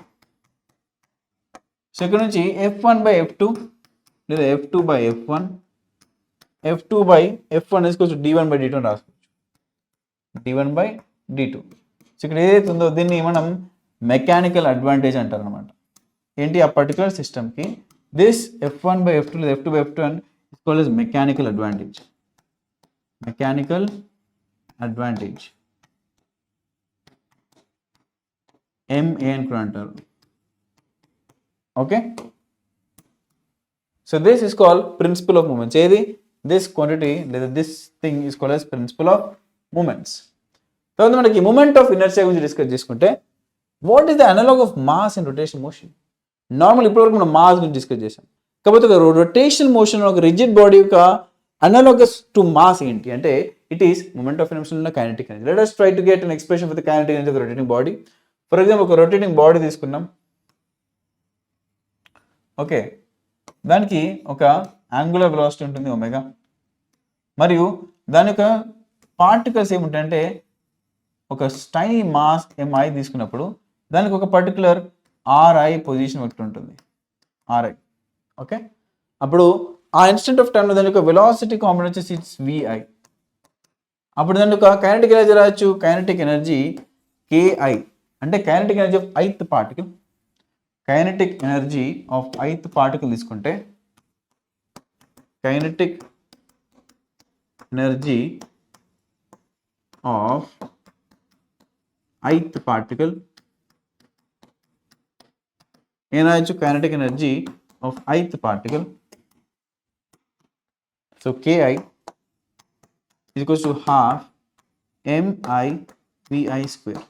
So ఇలా ప్రతి పార్టికల్ యొక్క కైనెటిక్ ఎనర్జీని యాడ్ చేస్తే మనకి ఆ రిజిడ్ బాడీ యొక్క టోటల్ కైనెటిక్ ఎనర్జీ వచ్చేస్తుంది, రైట్? టోటల్ కైనెటిక్ ఎనర్జీ వచ్చేస్తుంది. So summation of KI is equals to capital K is equals to 1 summation of 1/2 MI VI square. Summation of all I is equals to 1 to n. Okay, అప్పుడు total kinetic energy రాయొచ్చు K is equals to 1/2 into I MI VI అంటే V is equals to R omega. So RI omega అనేది ఆ rigid body మొత్తానికి constant ఉంటుంది కాబట్టి omega square. So ఇక్కడ నుంచి బయటకి ఏమొస్తుంది, this becomes 1/2 summation I MI okay RI square into omega square. So ఇక్కడ నుంచి మనం ఏం బయటకు తెచ్చు, 1/2 into omega square into summation of MI square, summation of MI square. So ఈ పర్టికులర్ క్వాంటిటీని మనం మూమెంట్ ఆఫ్ ఇనర్షియా అంటాం. ఏ క్వాంటిటీని, దిస్ క్వాంటిటీని మనం మూమెంట్ ఆఫ్ ఇనర్షియా అంటాం. మూమెంట్ ఆఫ్ ఇనర్షియా ఎందుకంటే ఇది హాఫ్ MV స్క్వేర్ కదా, కైనెటిక్ ఎనర్జీ అంటే హాఫ్ MV స్క్వేర్, ఇది linear టర్మ్స్లో.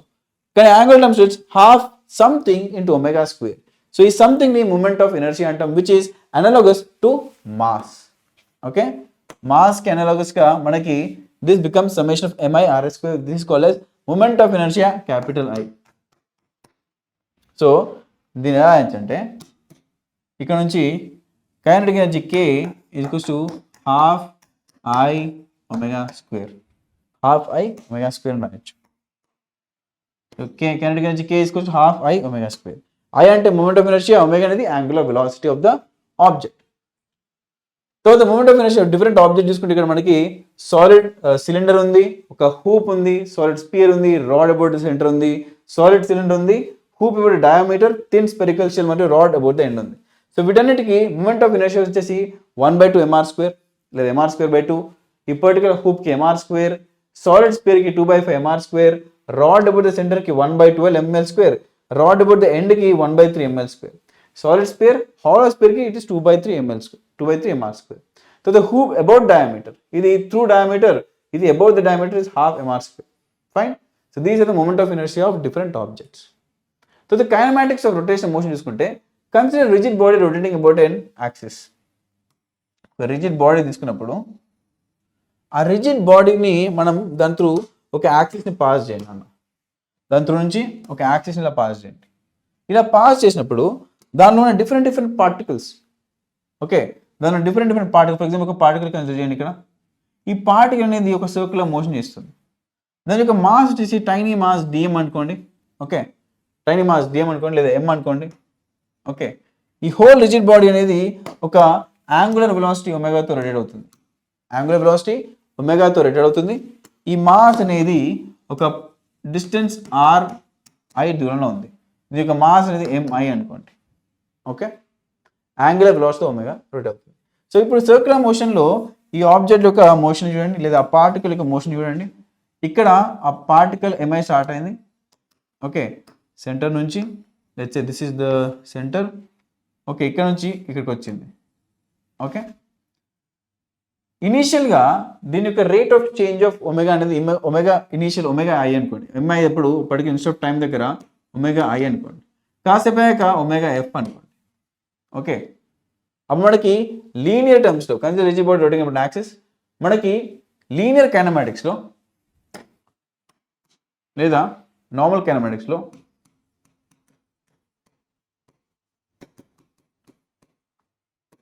Translation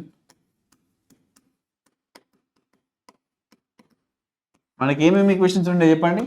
V equal U plus AT ఉండే. V is equal to U plus AT. S is equal to UT plus half AT square. V square minus U square is equal to 2AS. ఓకేనా, ఇదేంటిది angular displacement delta theta. So ఇక్కడ నుంచి ఇక్కడికి రావడానికి ఎంత time పట్టింది? Delta T time పట్టింది. Okay, so ఇది ఒమేగా అయితే ఈ particular rate of change of ఒమేగాని మనం ఆల్ఫా అనుకుంటాం, అంటే angular acceleration. For constant angular acceleration, for constant angular acceleration alpha, మనం ఏం చేయొచ్చు అంటే ఫర్ కాన్స్టెంట్ యాంగులర్ యాక్సిలరేషన్ మనం సిమిలర్ ఈక్వేషన్స్ రాసుకోవచ్చు. ఓకే, ఏం రాసుకోవచ్చు?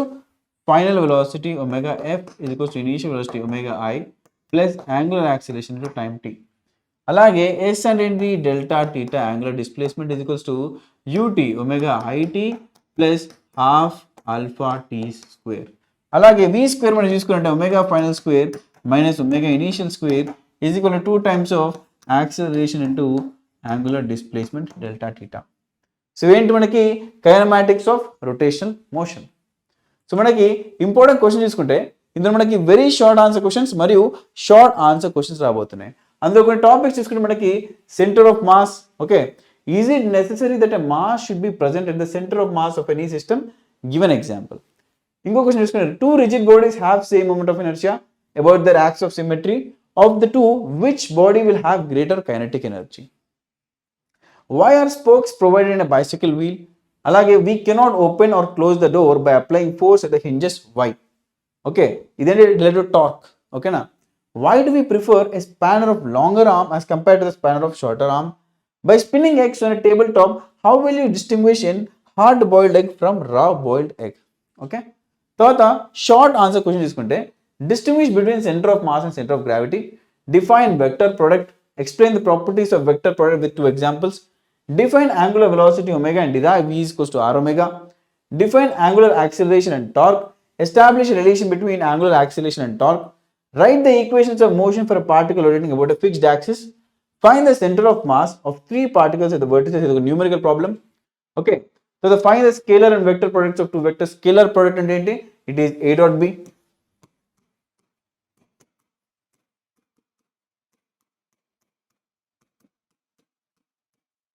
వెక్టర్ ప్రొడక్ట్ అంటే A cross B, AB sin theta n cap.